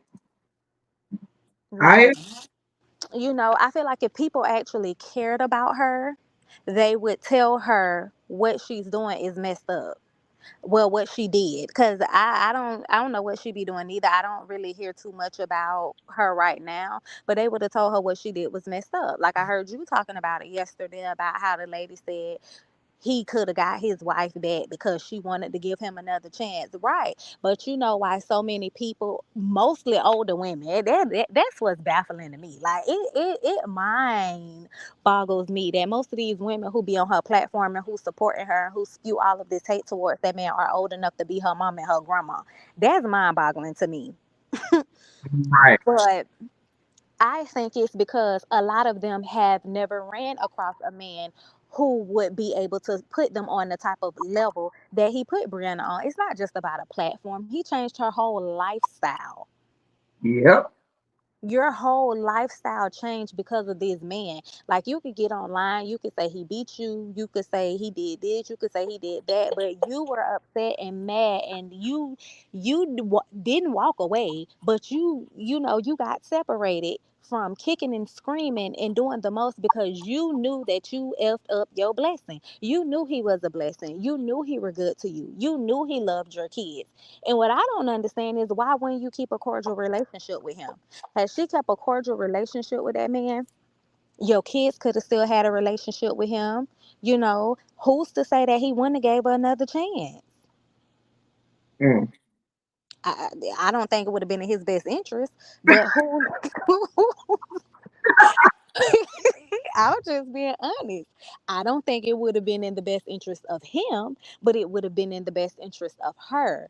Your sons could have they could have still been walking around with clean cuts. They could have still been walking around here dressed to the T. Your daughters could have still been walking around here getting their hair done, because had she fixed what she had going on with her husband, her friendship with her friend who was braiding her hair, that would have never happened, because I feel like those people cut her off because you kept going further and further and further. And even though they were her friends and they supported her initially, they wanted her to stop. Right. So, then you got imaginary auntie over here who jumped on the bandwagon when all of the people that, when all your friends left, that's when she popped up. That's when Mix popped up. So it's kind of like, you traded in people who probably actually cared about you for people who could give less than a crap about you. Right. And You bash are your hair, so all in the name of you. But it's really for them. I think a more low key want Kevin and Robert, honestly. I said the same thing. I said the same thing. And I also didn't like on that live she did where was showing their mother. She kept saying the term yo mama. I spoke about this earlier in my earlier live today, but that's another thing. Excuse me, that's another thing that burned me up is that she every time she referred to the mother, she kept saying, I mean, yo mama got African American features. Yo mama da da da da. Yo mama would I know your mama glad she not here to see this Oh. your mom, it just kept being your mama, your mama, your mama. And it was reminding me a lot. It was like, to me, like you throwing digs with that term. You know what I'm saying? Because she never said, Mm-hmm. oh, to me, when you're trying to pay, now, pardon me, maybe I'm a little different, but when you are trying to pay respects, um to when you're trying to be respectful with it, like y'all do enough digging, you could dig what the fuck is their mother's name, you understand, and say Right. I know such and such would be so upset if they da da da, or your mother would be so disappointed, but the fact you keep yo mama, yo mama, yo mama in this man, that was just not Mm-hmm. Disrespectful. It's disrespectful. And if you talked all of that about their mother, that shows that she hates herself, though, because you talked about their mother in a derogatory sense. So if you were comparing yourself to their mother, that means that that's how you feel about yourself. Absolutely. And for people to sit on a panel and talk about how beautiful Brianna is, oh, she's so beautiful, oh, she's so fine, oh, she's so this, oh, it's because when you look at her, you don't see in yourself whatever you feel like you see on the outside of Brianna. She's a pretty girl. You can't take that from her. She is with an ugly attitude. She has a very nasty attitude. And that attitude ain't just come out when they separated. She had that Right. attitude when they were together. And it started to show when she started making her own money. Mm. You are so right. But they see in her what they don't see in themselves. They feel like she's young. Even though she's 31 and she has four children, they feel like she's young. They feel like she's pretty. They feel like she has all of this money. She has a lifestyle that they don't have. So they have Brianna on a pedestal because you've not been able to get a man to put you in a position that he put her in. Like, that's where that hate is coming from. Absolutely. Absolutely. You definitely said a word with that. She only got worse when the money started rolling in for her. Absolutely. Because before, like when I stopped watching them because I felt like it wasn't real. And this was like back in 2019 when I first seen them in 2018, but I stopped watching them in 2019 because I'm like, their relationship, it didn't seem authentic to me. It didn't seem real to me. And so I just stopped watching. Then her skits, like I think it was really her skits that did it for me. Them things was stupid, and people used to be on their egg and her. I'm like, but that's not even funny. So What the- I just stopped watching. But initially, she seemed so humble and so quiet. She seemed laid back. And then once she started making her own money, you begin to see the change in her. Her attitude began to change, start cussing people out on there and all of that other stuff. So that's who she was. Out of the abundance of the heart, the mouth speaks. And that stuff was hidden behind camera. But once she got that money, she started to feel like she was becoming a celebrity. She started feeling like she had some kind of celebrity status. And you Absolutely. showed your behind. Hmm. Absolutely. Mm, mm. Yeah, and I think I honestly, you guys call me crazy, but I never saw true love in her eyes for Robert. Agreed. I never. Agreed. She found that's what made me stop watching them though. I said, you know what? I'm gonna be honest with you. Somebody might say, somebody might disagree with me, but I feel like that on both ends, and I'm gonna tell you why. I feel like even the way that they met, and I think with men, a lot of times that meet younger women, my boyfriend said it with me. I think a lot of times with men that meet younger women, they want to save them. If the female is, in a hard predicament or maybe like struggling or something like that, they want to save them.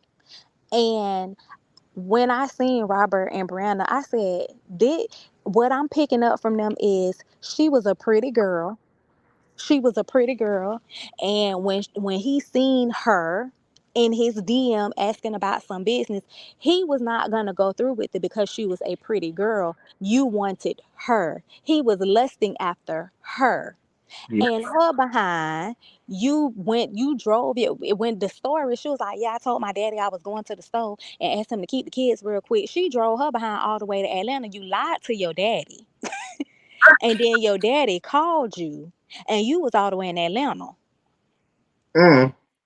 And you went to Atlanta to meet this man. You didn't know this man. That man could have did. And you met this man, and in 2 weeks you drove to Atlanta to go see him. Left your kids at home. Lied to your daddy. Drove all the way to another state to go see this man. Slept with this man, and then drove back home. And then when y'all having conversation, you tell him, "I'll move out there, but only if you marry me." He was stability. You got out there, you seen how he was living. You probably seen what kind of car he was driving, and you wanted stability. I don't think it started out as her wanting celebrity. I think it just started out with her wanting stability. And you seen his lifestyle. Yes. And he seen she was young. And a lot of older men, they get with younger women. They want to be your man and they want to be your daddy. So, I don't think he was beating on her. I don't even really think he was really controlling, but I think she probably took it as control because he was an older guy. And, older guys, most of the time, they be more stable, they be more subtle, and they see stuff for what it is. They ain't young and hot heads and doing stupid stuff and acting off of emotion a lot of times. So I think that's probably what it was. But I think it started out as lust with him. He probably learned to love her over time of being with her, but it definitely ain't started out with no love. And they definitely weren't in love when they got married. That was lust. Lust I and stability. I agree with you. And Yep, I that was lust. and yep, the chat agrees with you too. Hey She did Shirley. always seem annoyed. Girl, oh, she was annoying with them skits and that laugh. Oh, Yes. Ah, that laugh, hunty baby. I think It's Robert something was trying to serious. teach her. I don't know, Shirley. I ain't gonna say he didn't see it. I think he was blinded by lust. I think he was trying to teach her. I think it was a trauma bond too, but I think he was trying to teach her. But I think that I think it was lust. I don't think he was blinded because when you have a representative, right? When you meet somebody and you have a representative, by the time you move in with somebody, that representative is gonna be gone, and the real you gonna come out. You being annoyed with your children. Brianna ain't just start acting annoyed with her kids. Brianna has always acted annoyed with her kids even when they were together. She acted annoyed with her kids. Brenna always been naked, even when they were together. That's why when she came out with the story, I knew she was lying. I told my friend, I said, that whole line. She told me, well, why would you say that? I said, because I've been watching them for a long time and she is always naked. I always said, I'm like, she's married. Why is she always naked? Always. Y'all remember when Robert was outside on his doing a live or something, and she was getting ready to go and seeing him on the live and came over there to him and started shaking her ass in the camera. This before she had the fake teeth or the fake ass or the fake Mm. titties. Started shaking her ass. She turned her ass towards the camera and said, "Do my booty look good in the And ain't camera?" had none back though. Ain't had none back though. Yeah, and Latrice said, "Why are you even? Why do you even care what your booty is looking like? Like, you know what I'm saying? Why is you turning your ass towards the camera?" He literally wanted a wholesome wife and a motherly wife, and he was trying so hard to change her from the thought ways that he was trying to love her beyond her thoughtness. You know what I'm saying? Right. Absolutely. Absolutely. I agree with that now. I agree with that. That little outfit she had on when she was scraping that pan, when she was on there shouting out her flea squad. That jean jumper. Go back and look at her little truth old video. She had that same outfit on in a video that he did. They was in a video together. She had that same exact outfit on. They went on vacation. She had that same exact outfit on. And when I seen it, I said, why is she walking around with her husband like that? They is married. So for people who be like, she wanted to live her best life. She wanted to be naked. No, she been like that. That's why his brother asked him that. You don't got no problem with her not having on no clothes. She told him it made her feel sexy. It made her feel empowered. And this is how you know people don't have the validation. She did not get validation at home. Because if you got validation at home, you wouldn't even seek that kind of validation out in the street because you would automatically know that dressing like that is going to make people treat you like a whore. Not to Mm, make anybody want to wife you. He just was the fool that fell into the trap. absolutely. You But ain't said, nobody finna wipe her. and hell, he didn't even fall into it. He walked into he walked into volunteer. Literally. And then got stuck in it. And, Right. and and he had to have an inkling of an idea because why didn't he want to have no baby with her? Why did you sneak and get pregnant? Literally, I don't care if he was sleeping with her unprotected. You snuck and got pregnant. You knew that man ain't want no kids. So Right. somewhere in his mind, he had to have known they wasn't gonna last forever. I don't care what nobody say. Because when a man is in love with a woman, most of the time, whatever the woman wants, he'll go ahead and go along with it, even if he don't really want to. Yeah, very true. Very true. And I Hey, think it was September. I think it was a lot about her that Latruth just wasn't. I think he was literally starting to see that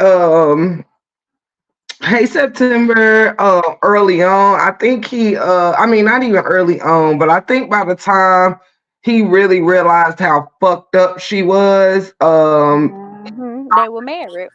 yeah, they were married, the kid was on the way, like you know what I'm saying? Well, no, because remember he said when she called the police on him the first time, she wasn't pregnant yet. Oh She wasn't shit. pregnant when she called the people the first time. She wasn't pregnant yet. They didn't even have a baby. So, me personally, I feel like he should have left then. That was his cue. He should have been like, you know what? I don't give a goddamn how attached I am to your kids. If you and them kids, cause we, sometimes you just gotta walk away. You know, people be like, but the kids, the kids. Listen, when I left my baby daddy, he was shot and hit, and then I left him and them kids, bumped them kids. That ain't had nothing to do with me. Love you. Love you. His 3-year old said, Jazz just walked away. She just packed that stuff and walked away from us. It made me feel bad, but I got to cut off everything that's attached. This is true. So that was his cue to walk away. And he didn't. He didn't. I think he stayed in it because so many of his fans was telling him that she wasn't no good from the beginning. And he felt like he had then got himself in that. And I just felt like he didn't want to feel as if he failed and it was a disappointment. Right. So he tried to make it work. Yeah, I agree. I think that played a big role into their demise is with their Mhm. playing out online. It was like they felt I believe there was points where both felt well, I ain't gonna say her because she was doing but I think Latrice often felt stuck. Uh, Yeah, yeah. I think he did too. I think he did too. But F them fans, man. You was the one living in the house with them. You know what I'm saying? Like, it's only so much of your life that you're going to show to the world. You know what I'm saying? And then the other half is what you deal with in private. So even with the whole situation that has gone on with her saying, you know, well, people coming to me and they saying that you said this and they saying that you said that, and I seen a lot of people say, well, it was the internet that was telling her this. That's not an excuse because if you live in the house with somebody and you're in a marriage with this person, it shouldn't be nothing that a bunch of strangers can come and tell you about your husband, on top of the fact that we all on social media. Girl, if you really want to know, you could have went to go look. It is no excuse. You just let the internet gas you up because what happened was you had been carrying out that behavior off camera for so long and he was taking it. He was yeah, taking it until you thought, okay, well, I can call him this, I can call him that, I can cuss him, I could do all of this behind the camera. You thought you were going to be able to go online and he was going to have the same actions. You thought he was just going to be like, well, she did that, but I'm going to take it back. You yeah. embarrassed him. You lied on him. You humiliated him. Like you did all of these things. And then to come back and say, you need to apologize to me. Mm-mm. The audacity. The audacity. Oh man, I am tripping off that. The fact that I think my biggest shit with her is just I mean, Brianna is who Brianna is, and she's one of those people that what you see is what you get. You know, if you Yeah. look, you didn't really have to look hard enough to know that she was full of shit and that she was not a good, role model for her kids. She was not a good wife. Like it didn't take a rocket science to know that she just wasn't shit. But a lot of people were blinded by that social media influencer title. Hmm. They were also blinded by their love for the truth. You know what I mean? Yep. Because Yep. I And what she actually, said, now they calling you Miss La Truth husband. Like, she got too big for herself. right. That's crazy, man. It's crazy. Mm-mm-mm. Thank you all in the chat too for being here this evening, hanging out with us and Hi, stuff. Evelyn. Yeah, it just mm, mm, now he know it was a learning experience. Yeah, He definitely. stuck with her. He stuck with her now, but it was a Yeah, learning experience. I'm glad he unstuck. That's all I know. Yeah, yeah, it Glad. definitely. This whole little situation should have taught a whole lot of people, especially people who quote unquote are influencers and content creators. And most of the time when you see people in relationships and they're making content together, 85% of the time it doesn't work out. I'm telling you, no, it doesn't. Mm-mm. You have too many opinions and it just be too much, and people start speculating and all kind of with the same thing they was doing with them. Oh, she don't look happy. Oh, she did. So, just stuff like that, because we can say it's just words. We can say, oh, we not worried about that. But those types of things, it plays in a person's mind. Yep, very much so. But Very I'm happy for him much. now, though. I'm happy for him in this season. Hey, and I say, oh, he got him a grown woman. All happy about that shit. They, So they yeah, gonna come for who? Pretty princess. Who they coming for? They better stay over there in that lane. my behind on the chat.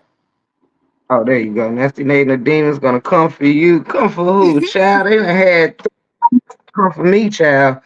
I guess they still coming. They a mess. That Amora over there with hallucinations and delusion, because she don't got no rest. That's just how I feel about her. That's why she carry on so much, because her mind ain't had time to catch up with what's really going on. Right. Um, Absolutely. Listen, pretty princess, I'm not worried about Miss Ma'am. I pray. I pray for real. Listen, I ain't finna be sitting up here going back and forth on nobody panel, because the Bible says that you shouldn't be out here entertaining and indulging other people's sin. And that's what didn't happen with her sitting her butt up there on that darn panel. And ain't nothing good gonna come out of anything for Amora, nor them old women that sit up over there on the moral platform, just like ain't nothing good coming out of it for Brianna. What good has come out of anything for Brianna since Brianna started lying? Nothing. That's why she should have hushed a long time ago. Cause ain't nothing good came. Not no relationship, not no modeling career supposedly, not no acting gig, not no goddamn facial line, not her dance studio. Not nothing. Ah, and let's be clear here. Everybody that comes to the break room is protected by the break room. So she come for her, she come for me. So shit, we in there. They better stay the other folk they play with. They better not come fucking with the break room or none of the break room people. Straight like Sure. Yeah, we ain't worried about her. But yeah, I just be trying to talk some sense because I be hearing that she young, y'all hating because she young. I hear that get thrown around too much. That get thrown a bit. That what is accountability? that. Right. I'm Even 31 I was and I just don't gonna act like that. I Hmm. was gonna say that, Jazz. I was gonna say, did she act like every last one of us that done spoke on it is older than Brianna? Some of us are the same age as Brianna, not me, but like Jazz. Jazz is 31. So my shit is this. So I mean, I'm confused. We have content creators that are young like Brianna. We have content creators that are just as beautiful, if not more, than Brianna. And we are in way more healthier relationships. We not getting bookers and Yes, shit. Lord. And our husband Absolutely not. ain't recording no women eating each other out in Ubers and shit. Okay. Right. Our kids ain't around here saying that our men childish. Then you that getting called childish by a 8, 9 year old little girl. Now that's hard, right? That's cold. And men ain't getting help with learning how to read from our oldest son. Oh, okay. Hey. So, she just need a little bit of some pointers. She needs some pointers in life. She needed some real people, man. I feel like her support system failed her tremendously. Failed her and continue to. I feel like her parents, well, her daddy, I don't know. I don't think she grew up with a mama, but her daddy failed her. It was a lot of neglect and abandonment going on. You could just tell because she looked for validation from social media. Exactly. Pretty Princess said someone that grew up with her said she's older. I remember that, but for me, that's kind of a hard thing to take because you do kind of want to believe the person who grew up with her, but you also want to believe the law that said, stated her age too. Yeah, I could believe she 31. Her mind says she 12, but I could believe she 31. I can believe it too. And I feel like by now, if anyone else, anyone would know the truth, if the truth also, he was married to the damn girl for 6 years. So I think in 6 years, he would have found out otherwise if that wasn't the case. Yeah, and when they first got together, she looked like a baby. She did. She looked like a baby in the face. Yeah, she did. But I'm gonna need Miss Battle to do better. I'm just saying, like she would have had some real friends. They was like, "Girl, hire a chef. Get a chef to come over here, girl. Let's take our kid." She ain't had no real people in her life. I keep saying, No, she don't. She really don't. Not her father. I won't speak necessarily about like I don't know how far her mother raised her or none of that. I just find it strange that she was living with a grown ass man at the age of 16. So clearly there was mm, guidance. somebody dropped the ball. Somebody dropped the motherfucking ball. uh, uh, Yes. And that explained half of the reason why she was so. I mean, I don't know, cause I don't know. I'm not here for like dating people that's way, way older than me. Cause I feel like older men, you be thinking you be knowing a little bit when you be young. Try them old men be running circles around your behind. So I don't be wanting to get caught up in that. But if that is the case, that explains why she was comfortable with getting married so young and being with Robert, because she didn't even have time to live. Like, I be really feeling sorry for her though, because she didn't have time to live. She don't know herself. You been somebody mama since you was 18. If you was around here living with grown men at 16, that Right. means you been trying to be something for somebody since you was a child. Yep. And now you done been a mama, you done been a wife. Your whole adulthood has been preoccupied with you getting to know other people. And then you had three kids by what, 22? 21, 22. You had three kids. So, that's three different personalities. A husband, that's a whole nother different personality. His daughter, that's a lot going on. It is. It is. It surely is. And yeah, she hasn't had which I think that's why you made a great point, Jazz. And I think that's also why she the way she acts and has certain levels of immaturity because she never got to like be a kid, a teenager. You know what I'm saying? She's been sexualized for most of her life, you know what I mean? And we don't really know the truth about how far back that goes, who all, and if you also think about it, you guys, she grew up, however long she was in the household with her parents. I don't know necessarily when the brother, I did know, but I forgot, but I can't remember when the brother got his charges. And I cannot be for sure when the father got his charges. But I don't know what happened to Jazz, y'all. She must have dropped off. Um, when the brother and the father got their charges, like I mean, I don't know how far back that was. So you could have been in a household with men that were, you know what I mean, like your daddy and your brother.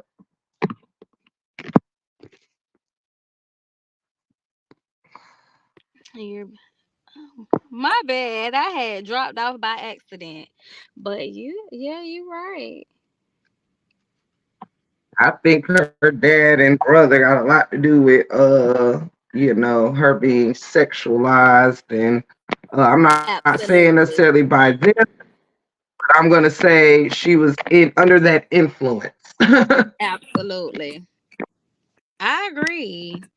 I agree. And then, she said she really didn't have a really great relationship with her mom. And that's not to say it was bad, but if you didn't really have that, then you didn't have nobody, no woman to actually guide you or to teach you. And then you over there with your dad. And let's just be real, a lot of men who have their children live with them, a lot of times they don't pay as much attention to those children as they should, especially when they have daughters, because they don't really understand girls. So I don't know. I just feel like the ball was dropped. I don't feel like she got the validation she needed. And this is not me excusing her behavior now, because she be out here acting the donkey. She be telling them lies. That ain't cool. But a lot of things with people stem from childhood. So if you didn't get that validation, if you didn't get that accept, she deals with rejection too. Like, that's really why she went so hard on her husband. It wasn't just because you felt like you fumbled the bag. It's because you are being rejected by these men. You're messing with these men. Your kid's daddy didn't want you. He left and got married to somebody else. Probably the man she was dealing with when she was 16, he probably mistreated her. And then you get with your husband, and it's like he brought you so high, and now you feel like you're at your lowest, and you feel like you're at your lowest by yourself, and you feel like he rejected you, even though you're the cause of it. You're not thinking it's my fault. Sometimes when you in the midst of something, like I told you before on my panel that day, I was like, boy, I be telling my boyfriend sometimes, boy, I don't know how you dealt with me. I would have left me a long time ago. That's me being real.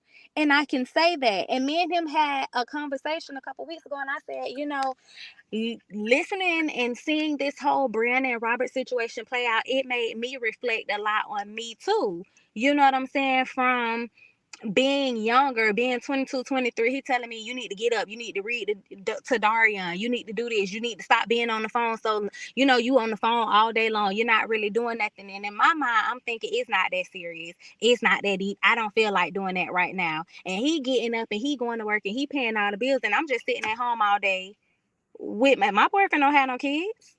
He don't have no damn child. So you're helping me take care of my two kids. You out here putting in work, you're doing everything that you should be doing, and I'm not doing my part. Being realistic, if I was him, I would have left me a long time ago.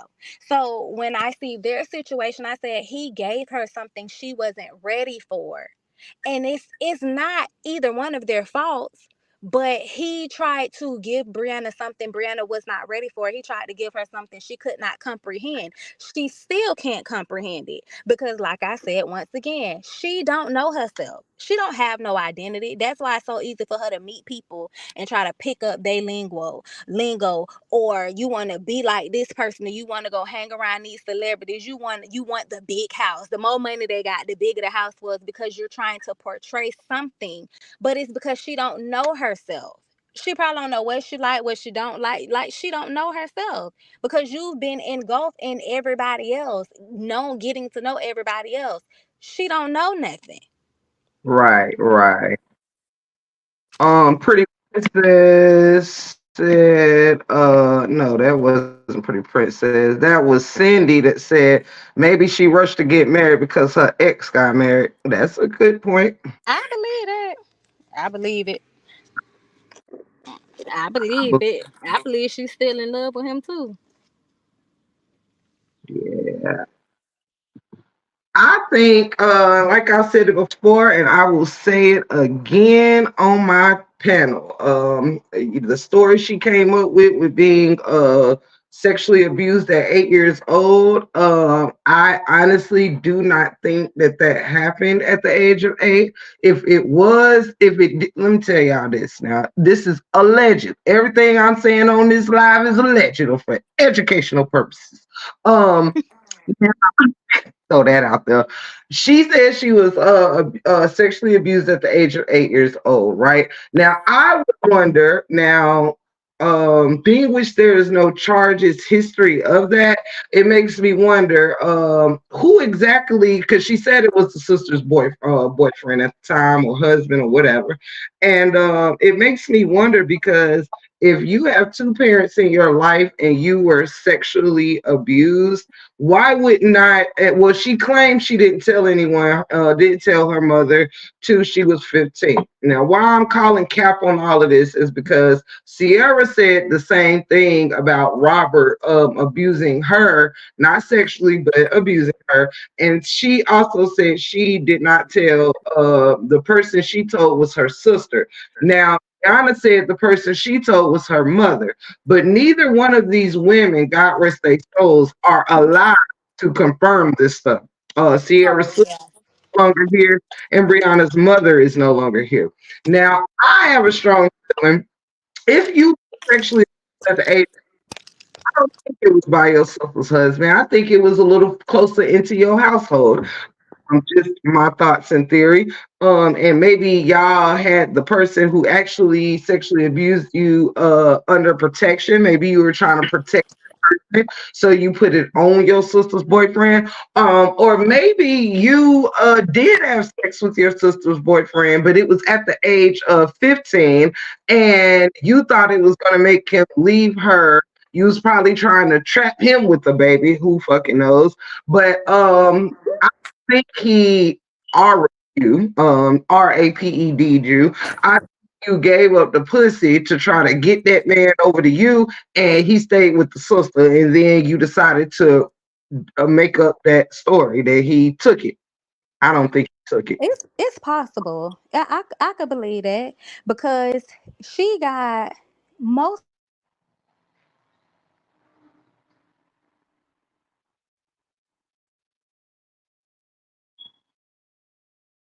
somebody's man.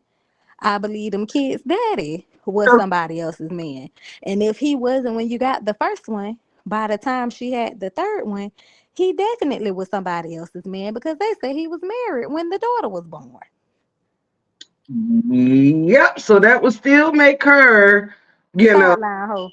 yeah, pretty much. And I think she spent most of her life trying to hem men up to be with her through, stay with her and be with her through having children with them. Mhm. And it's Mhm. possible maybe that's the first child that was given up, by, Hey, allegedly. and it makes sense, you know what I'm saying? Makes sense to me. You know what I'm saying? It goes with the character of the person, the subject at hand. You know what I mean? She's been known to be a manipulator. Um, she's known to sneak a baby on a man. She's known to give up the goods for her own purposes or whatever. She's been doing this at an early age. So yeah, Mhm. Yeah. You lied to your daddy and drove 8 hours away for a man you didn't know to go to Pound Town. Your track record ain't too good. That's a little extreme. it is.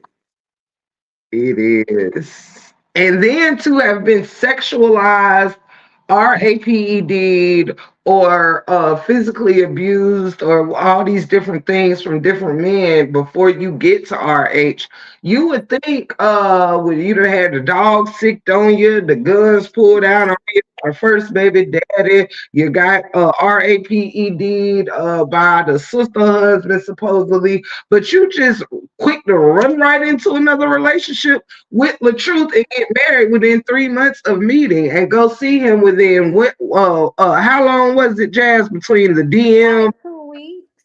Like 2 weeks. And you Now didn't take nobody with you. You ain't staying no hotel. You wasn't scared. Like, ain't nobody even know where you was. Girl, you lied and said you were going to the store. Ain't nobody even know where you was. That's bold. Cause I'm 31 and I'm gonna be too scared to do some junk like that. You know how many people vanish?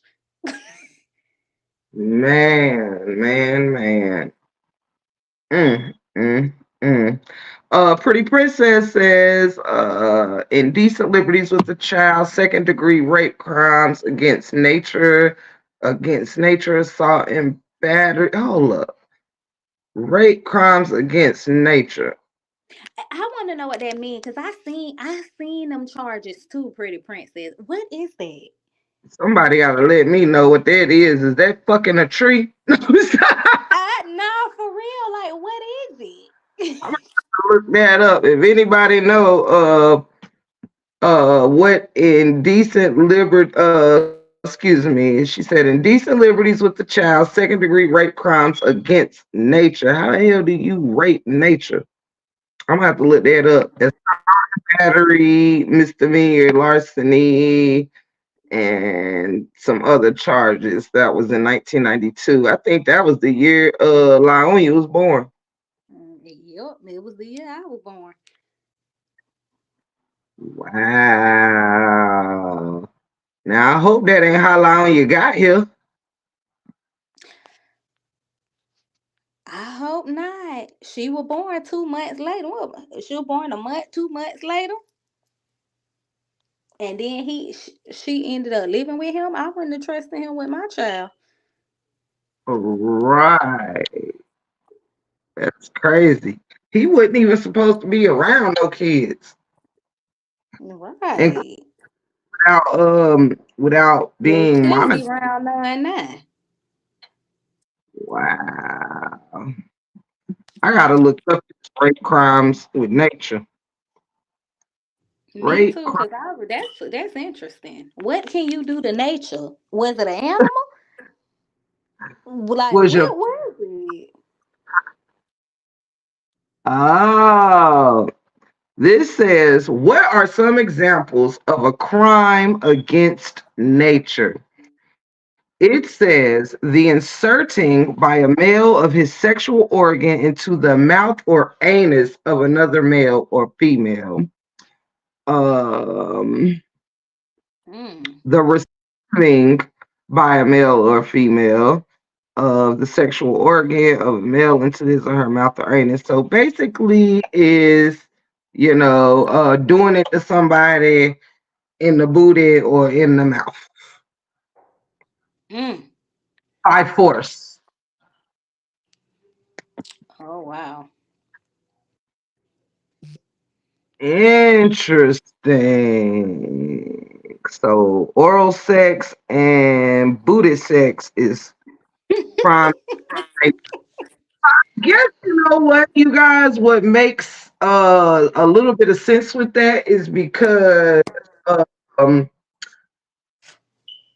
naturally we are, we have the stick in the hole supposed to go in a certain type of hole. You know what I'm saying? As far as nature goes, and what I'm saying, how things get done, the natural order is through the vagina. You know what I'm saying? So if you forcing, sexual endeavors in an unnatural way or something in a way considered unnatural, I guess that would be crimes against the natural order of sex. Yeah, absolutely, Roro. Absolutely. Ah, Roro, you is hilarious. Robin said, I would rather be by myself if all that happened to me. Exactly. Right, you ain't even scared. Like you should be, girl. Mm. Ah, oh my goodness. Roro says she needs to retake that lie detector test because the people want to know what's really going on at this point. She ain't gonna show it. She gonna do what she did the last time. Even though it asked about her finger, she gonna make it seem like it asked some other stuff. Roro said daddy was a freak in these streets, allegedly.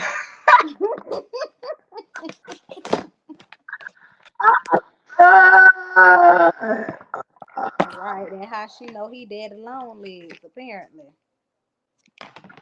I guess Jay, Mr. Purvis, he's in a bestiality allegedly because he fucking an aminal named Nasty Nate. Ugh. I couldn't imagine hugging anybody penis hard. Sure. Don't she got kids?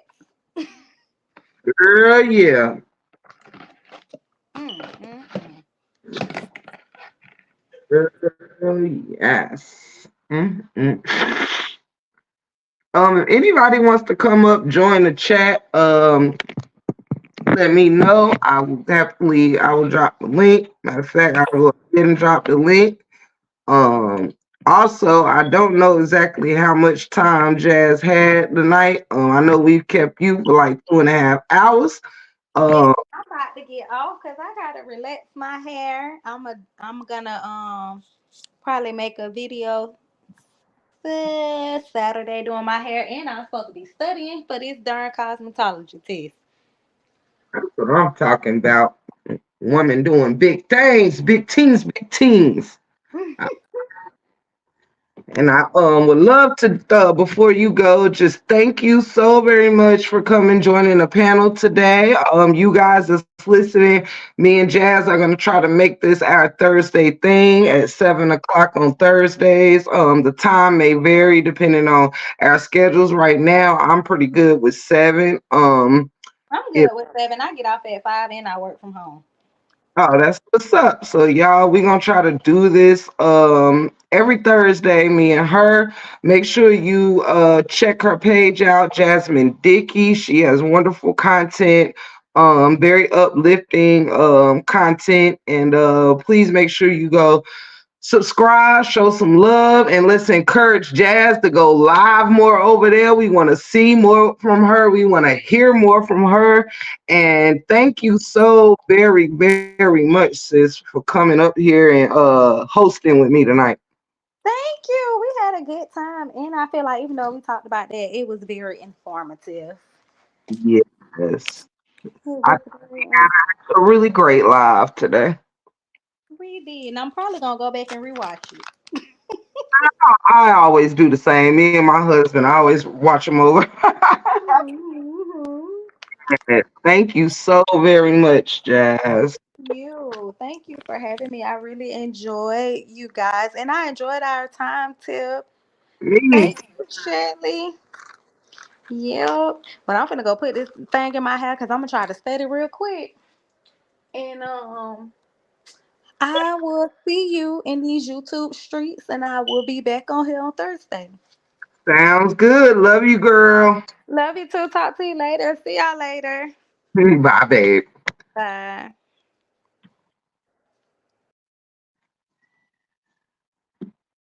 Chat, chat, chat. Looks like y'all stuck with yours truly. It is I, Tiff, the gift. And yes, big shout out to Jasmine. I've loved her from day one, and I'm very glad that she blessed the panel. And you guys is gonna be Tip the Gift and Jazzy Thursdays. We're gonna try to keep that going. I personally ain't getting off the live yet, but to anyone else that's spreading around or going to sleep, good night to you. And I probably won't get off the line after I talk some shit. Ah man. Love you, open book. But yeah, I ain't going nowhere just yet myself. Still a little early. So, I'll be here for a little while. So y'all can continue rocking with yours truly. Let me cut this camera on, see what I see around here in these streets. There we go.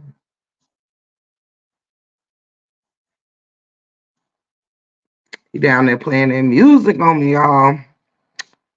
So yeah, y'all. Let's continue to chop it up if y'all like. Where is you going? Absolutely, you guys. I love you. For anybody that's got to step out of the chat, I love you and thank you all for tuning in with me and Jazz. For those of y'all that's sticking around, welcome. We shall continue our little soiree here. I'll be in and out the camera, but I ain't going nowhere. I'll be right here. You know what I'm saying? I'll be right here, right here. But and hello to anybody that has came in. Hey, Miss Charlotte. And let me be clear to let people know still, if you find that you are on my chat and you said multiple things in the chat and I ain't respond or acknowledge, it is possibly you've gotten accidentally blocked. Please go to Amber's chat and put it in her chat that you are blocked from the break room 411. And her and Miss Ebony have been really wonderful on letting me know and using their platform to get back in touch with people. So yes, just go to Amber's live and she definitely lets me know. And I want to send out a special oh, thank you. Thank you, Batty. Thank you, Nina. Ah, Roro, you is funny. I love you all. Thank you, Shelly Shell. Yes, Nina. Papa was a rolling stone. Doo-doo, doo-doo. Wherever he laid his hat was his home. Get in all he let me was alone.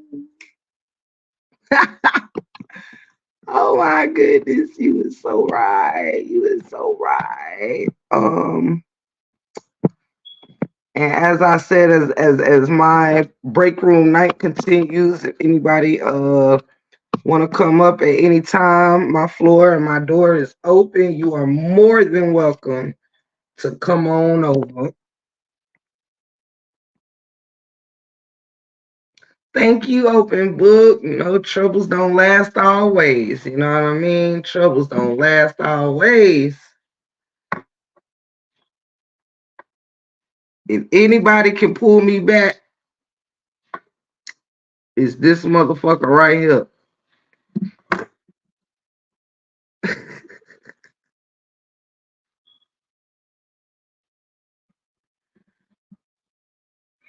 That's the only time I ever wore. That voice will do it.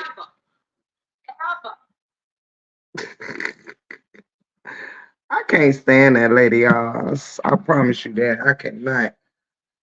I cannot stand that lady. More like a rolling 304. You ain't never lied. Mm-mm. I can't stand that lady, y'all. I think she is just so disgusting. Like, I ain't even wanna, she kept, cause her name all over this shit. So when I see it, it makes me think of all the shit I want to say to her and about her. But I did a great job at controlling myself while Jazz was on the main line, cause I don't like to subject my guests to my shit talking. Um, when we don't come, when we ain't here for that. Yes, she does, honey. She hates all of us, really. Honestly, I don't really think Nate hates me though. I don't really think she hates me. I think I'm just, you know, um, I don't know. I can't I mean, I don't give a fuck if she did, but um I can't really explain because I don't hate her. You know what I'm saying? Just to be fair, I don't hate Nate. You know what I mean? I detest her, but I don't hate her. I think she could do better as a human being. Excuse me, loves.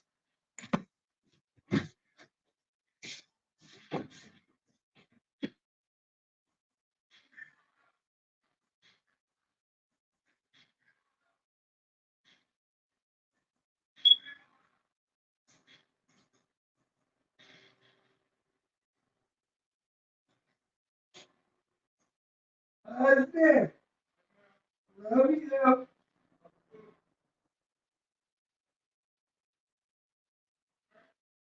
Be my dog. Yep.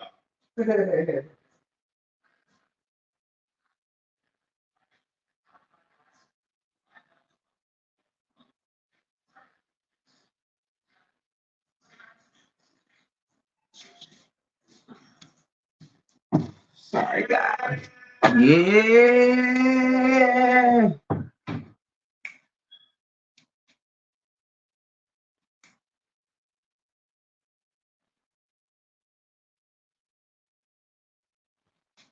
Gotta stay fly. I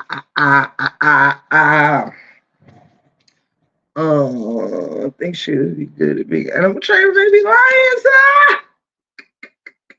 You is crazy. She be good at training these nuts in her mouth.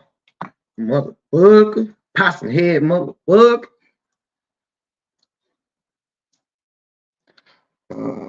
Hey Betty baby.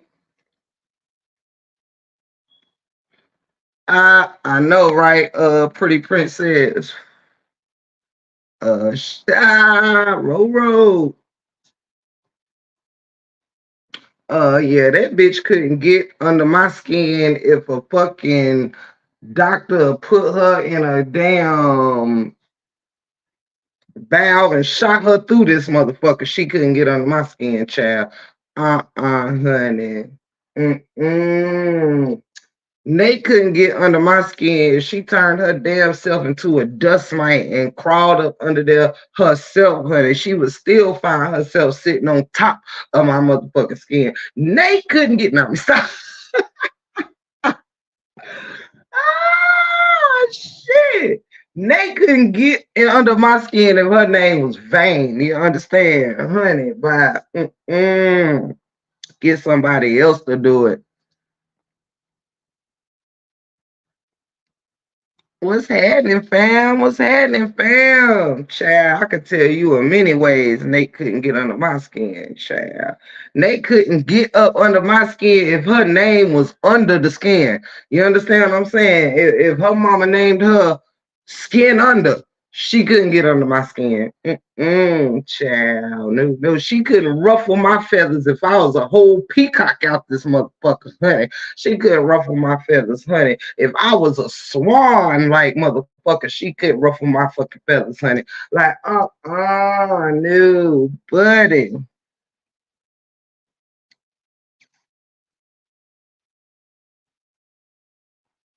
Tiff, I need support for a women's empowerment brunch scheduled for the end of the month. I am a co-host and we need sponsorship.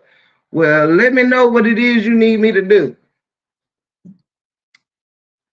And the break room 411 will do her best to oblige. If anyone can purchase a ticket or sponsor in any kind of way, it would be greatly appreciated. Um, Feel free to write in the chat. I'm chosen to tell us more about how we go about any of that to help you out, my love. How do we sponsor? How do we buy a ticket? Let us know. Let us know. Don't move, y'all. I forgot something.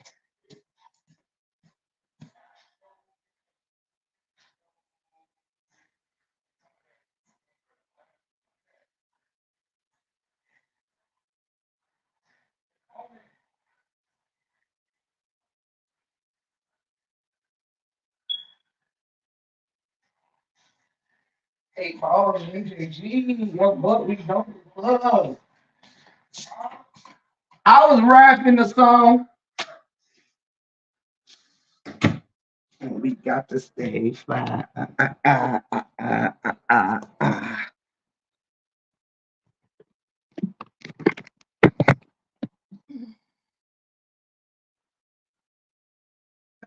Roro, you are so funny.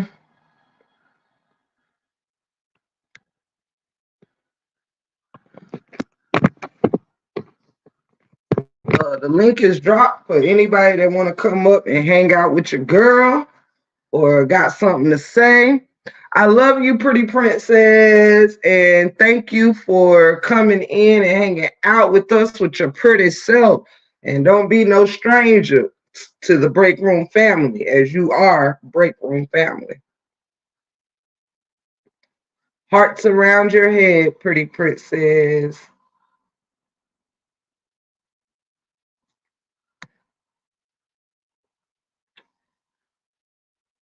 I think I'm chosen is gonna come up and let us know how we could help with her situation.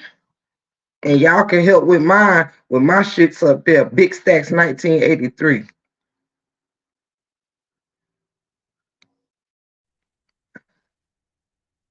You guys hear me? Hello, I'm chosen. Hi, baby. Can you hear me? Yes, ma'am.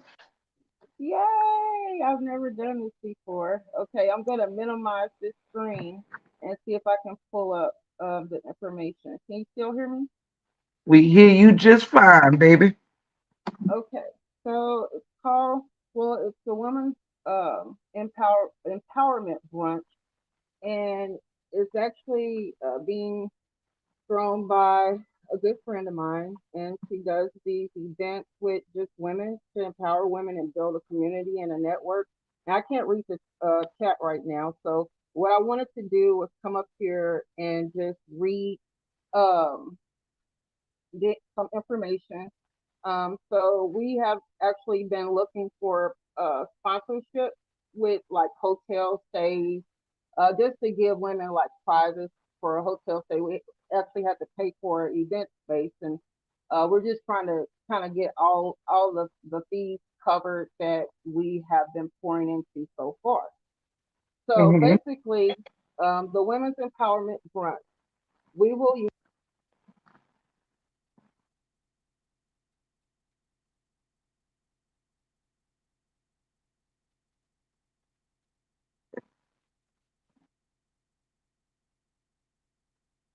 I'm chosen. I think I lost you. Your voice, I don't hear you.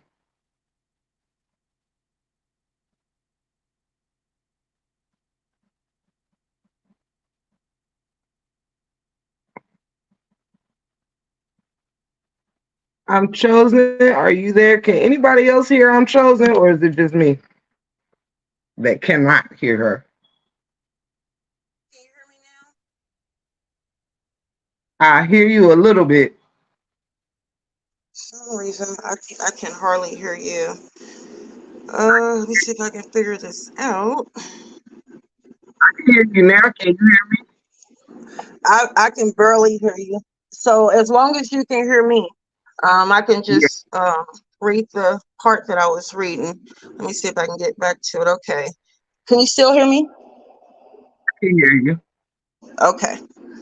Um, So, our goal is to empower women and to help them take control of their spiritual and physical life journey. We believe everyone deserves to live on their terms, and we want to help women achieve financial independence and mental clarity. We welcome women from all backgrounds to join us and becoming part of the system. There will be many exciting giveaways, door prizes, and valuable life lessons to be learned. Please join us and let's embrace the power of women together. And then the website that the tickets are being sold on is Eventbrite, and you would search for Women's Empowerment Brunch, and that's on 1028. That's my birthday.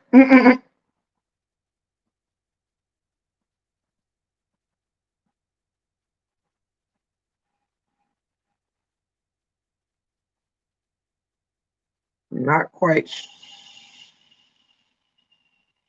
what's happening.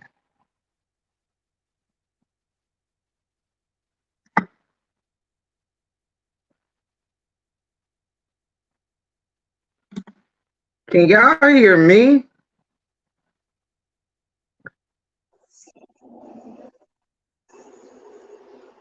Uh, I'm gonna drop down if I can figure out how to drop down, and then I'll read the comments. Let me ask you. Can you hear me? I'm chosen.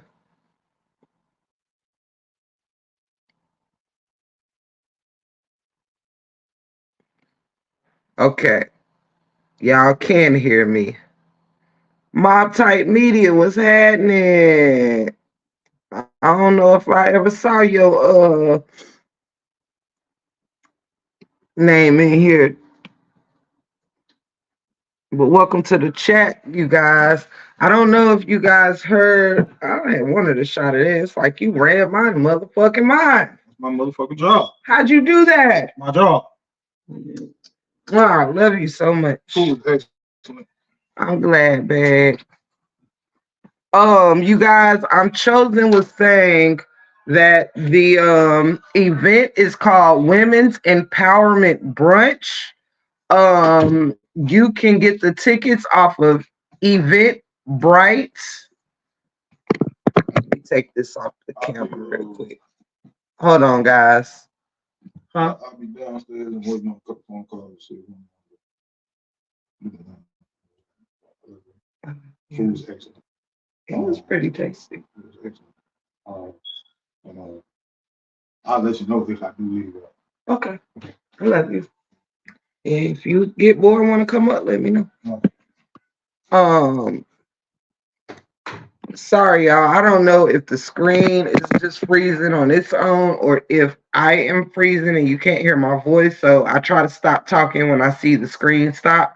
But you can get the tickets off Eventbrite. Look up Women's Empowerment Brunch. The only part that I didn't get to see is what state or city this is held in. It will be on October the 28th. Of course, I can't be there because October the 28th happens to be my birthday. So, and I'm having a party that day. Um, and if any of y'all are in my city, also let me know if you around towards 1028 and you from around my way, you can feel free to pull up at my I'm having a Halloween pajama party or whatever. Um yeah, so it'd be plenty of food and drinks. And welcome, Mob Type Media. I'm glad that you're here. Can everybody hear me? Let me know if you can hear me. Let me know if you can hear me. Anybody at all. I ain't got no glass in here. I'm gonna have to thug it.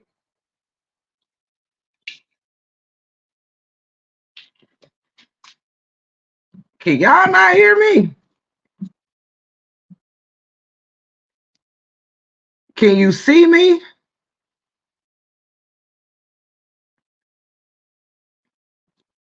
Cause I think my connection had dropped for a second.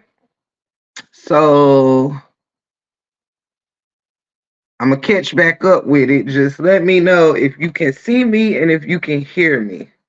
Um, I know y'all telling me you can hear me. Can you see me? And yes, Mob Type Media, welcome to the Break Room 411 family, baby. Hear you very well and see you. Great.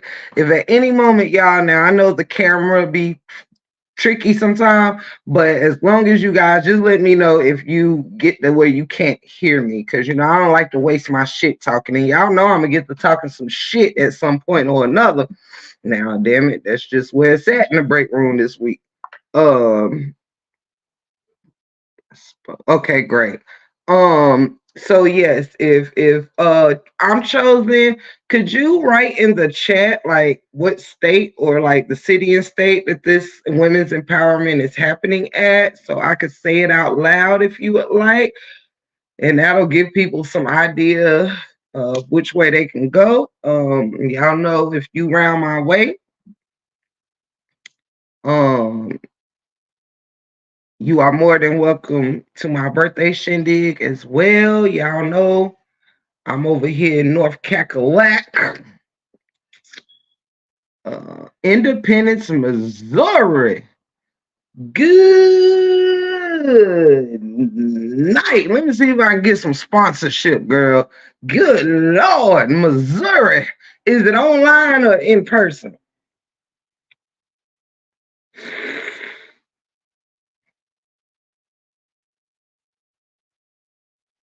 Uh, yeah, I'm pretty sure I won't be making it to Missouri this month, but perhaps I can sponsor a ticket for somebody else to attend though. You know what I mean? Somebody that's up your way that want to go that might can't afford it. Perhaps we can do some type of something here in the break room and sponsor some tickets or something like that. Um if that will help out, you know what I'm saying? I don't mind doing that. Helping another young lady who can get to Missouri or who's in Missouri get there. You know what I'm saying? We can come together and try to get a ticket or two around here. Around here. Yes, we can. And I'm chosen. I will definitely keep in touch with you about that as I see you in the YouTube streets. We'll see if we can come up with a day we can sponsor like a little break room fundraiser and perhaps get you some cash flow over there, and you can buy some ladies some tickets or whatever to get up in there. Um, I will be rooting you guys on. If you happen to stream it online or anything like that, I will happily pull up on it. All right, y'all. Y'all know what we got to do. Now, you enter this damn chat at your own motherfucking risk. But we gonna pull up and see what dumbass over here talking about what lies she giving us today.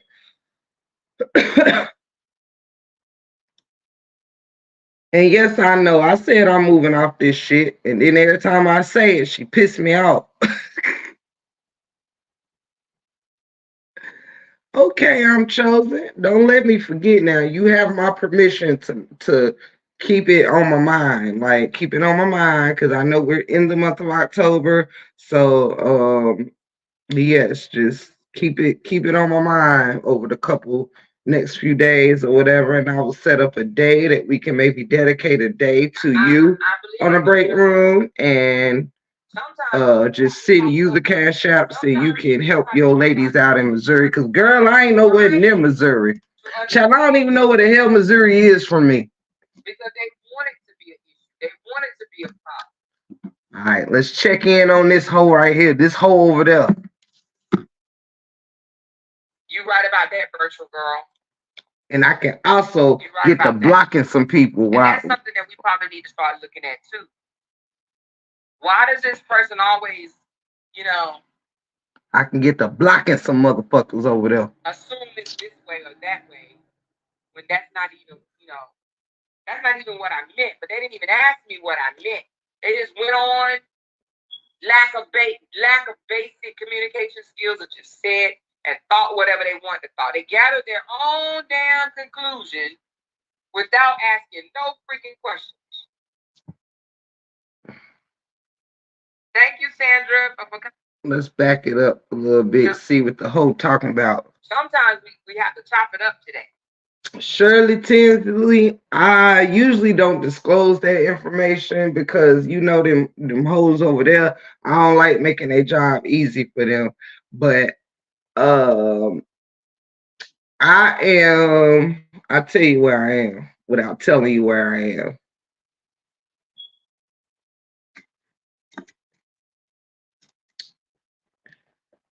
I am somewhere between, and I can tell you, like, if you hit me on Instagram, I'll tell you exactly where I am. Some people know, some people don't. I have said it once or twice, but I don't repeat it often because them hoes over there be doing too much.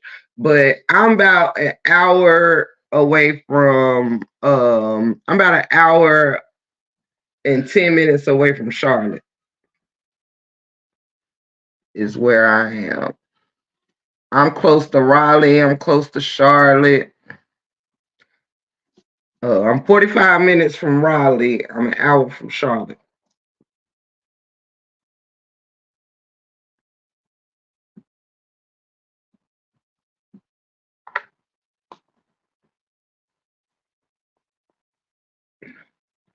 I'm in Northeast North Carolina. Sometimes we do have to realize, you know what, this person is not even trying to understand you because they want it to be an issue. They want it to be a problem. I know that's right. I'm chosen. You right about that, virtual girl. A lot of times, like, if people do know, I don't care, you know what I'm saying? But I don't make it easy for them y'all, I don't mind, you know what I'm saying? Like, and y'all gonna get to know me in an even more exclusive way when I get my memberships going. But because of the storyline and the shit they got going on, I don't care if they know where I am. I don't care what they do, but I ain't gonna fucking make their job easier for them.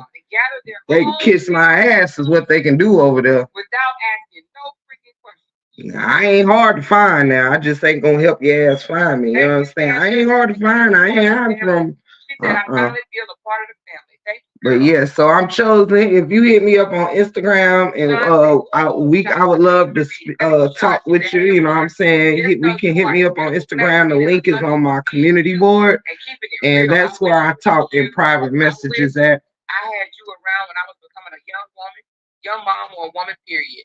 You set the tone so high for us women. Thank you so much, Sean. I appreciate that. That's what's up, Shirley Tinsley. I appreciate that so much. That's what's up. You're the second one that told me that, so thank you. Yes, I'm chosen. Shit, I wish somebody. Well, you know what? I can't say that it wasn't, but I'll tell y'all this too. Sometimes you have people that's older, and it's older. And Shirley Tinsley, I'm in the same. I'm in North Carolina near Virginia. They can tell you some things that you may not. It's about a 40 minute, not even that. I can get to certain parts of VA in like 30 minutes or less. It's hard when you're young to see things. Older to see it because we'd have been there. Trust me. Well, then I'll give you It's this funny, y'all. much. Like, don't make no mistakes about it. I'm in the triad. We're older, right? Don't mean that we're not knowledgeable. We are. Most of us are knowledgeable as hell, and the reason why we're knowledgeable is because we didn't been there. Don't think that us older women never got stung, never got hurt, never got drugged. Don't think that I'm also not. never been we have. Most of us that boldly talk the way I do, it's because we didn't I'm experience everywhere shit, in this y'all. motherfucker. Take the wisdom. Take it. I'm telling you. You know, even back But in the to a day, lot of people, I just basically like, if you know what Raleigh or Charlotte is, then you can find me. I ain't that hard to find. They just old. I remember my daddy told me one day. He bought this bottle over here. I didn't even request, but since he did, I just decided, hey, why not indulge? Crying over a relationship, and I remember him saying, "Baby, dry your eyes because you're crying right now." Taste with Chef Cupcake exactly. Asking for clarification is always needed to avoid misunderstanding and misrepresentation or misinterpretation. I'm sorry. Yes, that part. 100%. She's boring me already. And I'm saying this to say, I've seen a couple of things today, y'all, that, people want to go on rants and stuff like that because they didn't understand what was being said. They lacked comprehension. They jumped to conclusion, take off running with shit. All you said is, I did what? Well, what didn't you say, girl? Stop accusing. Stop assuming. Hey, Nina, welcome back. You to lose a lot. Y'all know we got a full bar downstairs. Lose something very important to you.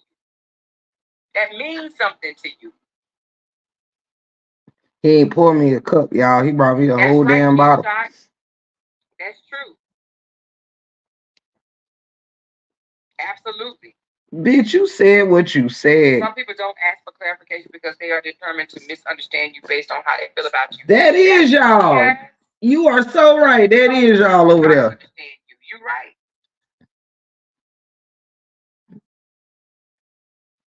But if you care about somebody, care about their feelings. I do too, Fatima. Care about. I'm just glancing at what she's talking about. But listen, she said, and I feel and bruised my damn knee. Simple, basic communication skills can cause you to lose everything.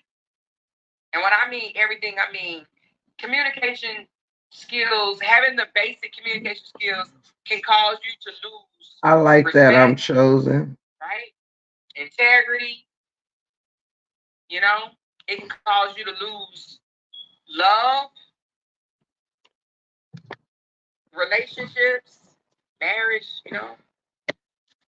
Basic communication skills can cause you to lose a whole lot, right? Thank you, baby, for the super chat, for the super sticker. Basic communication skills. Just learning the basic communication skills. This phone has take you a long, long way. This phone has really been tripping. I don't know if it's because it is on the StreamYard. I almost want to drop this live and start a new one on YouTube. Cause I don't want my shit talking to be breaking up and shit. See, it don't do this when I'm on regular YouTube like that.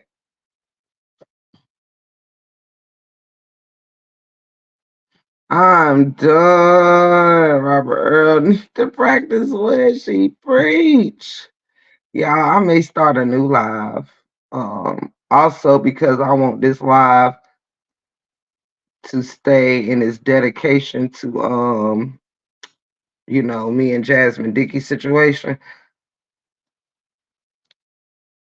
But I don't want to start a new one and y'all don't come fuck with me. I'm trying to figure it out, but Right, Cindy.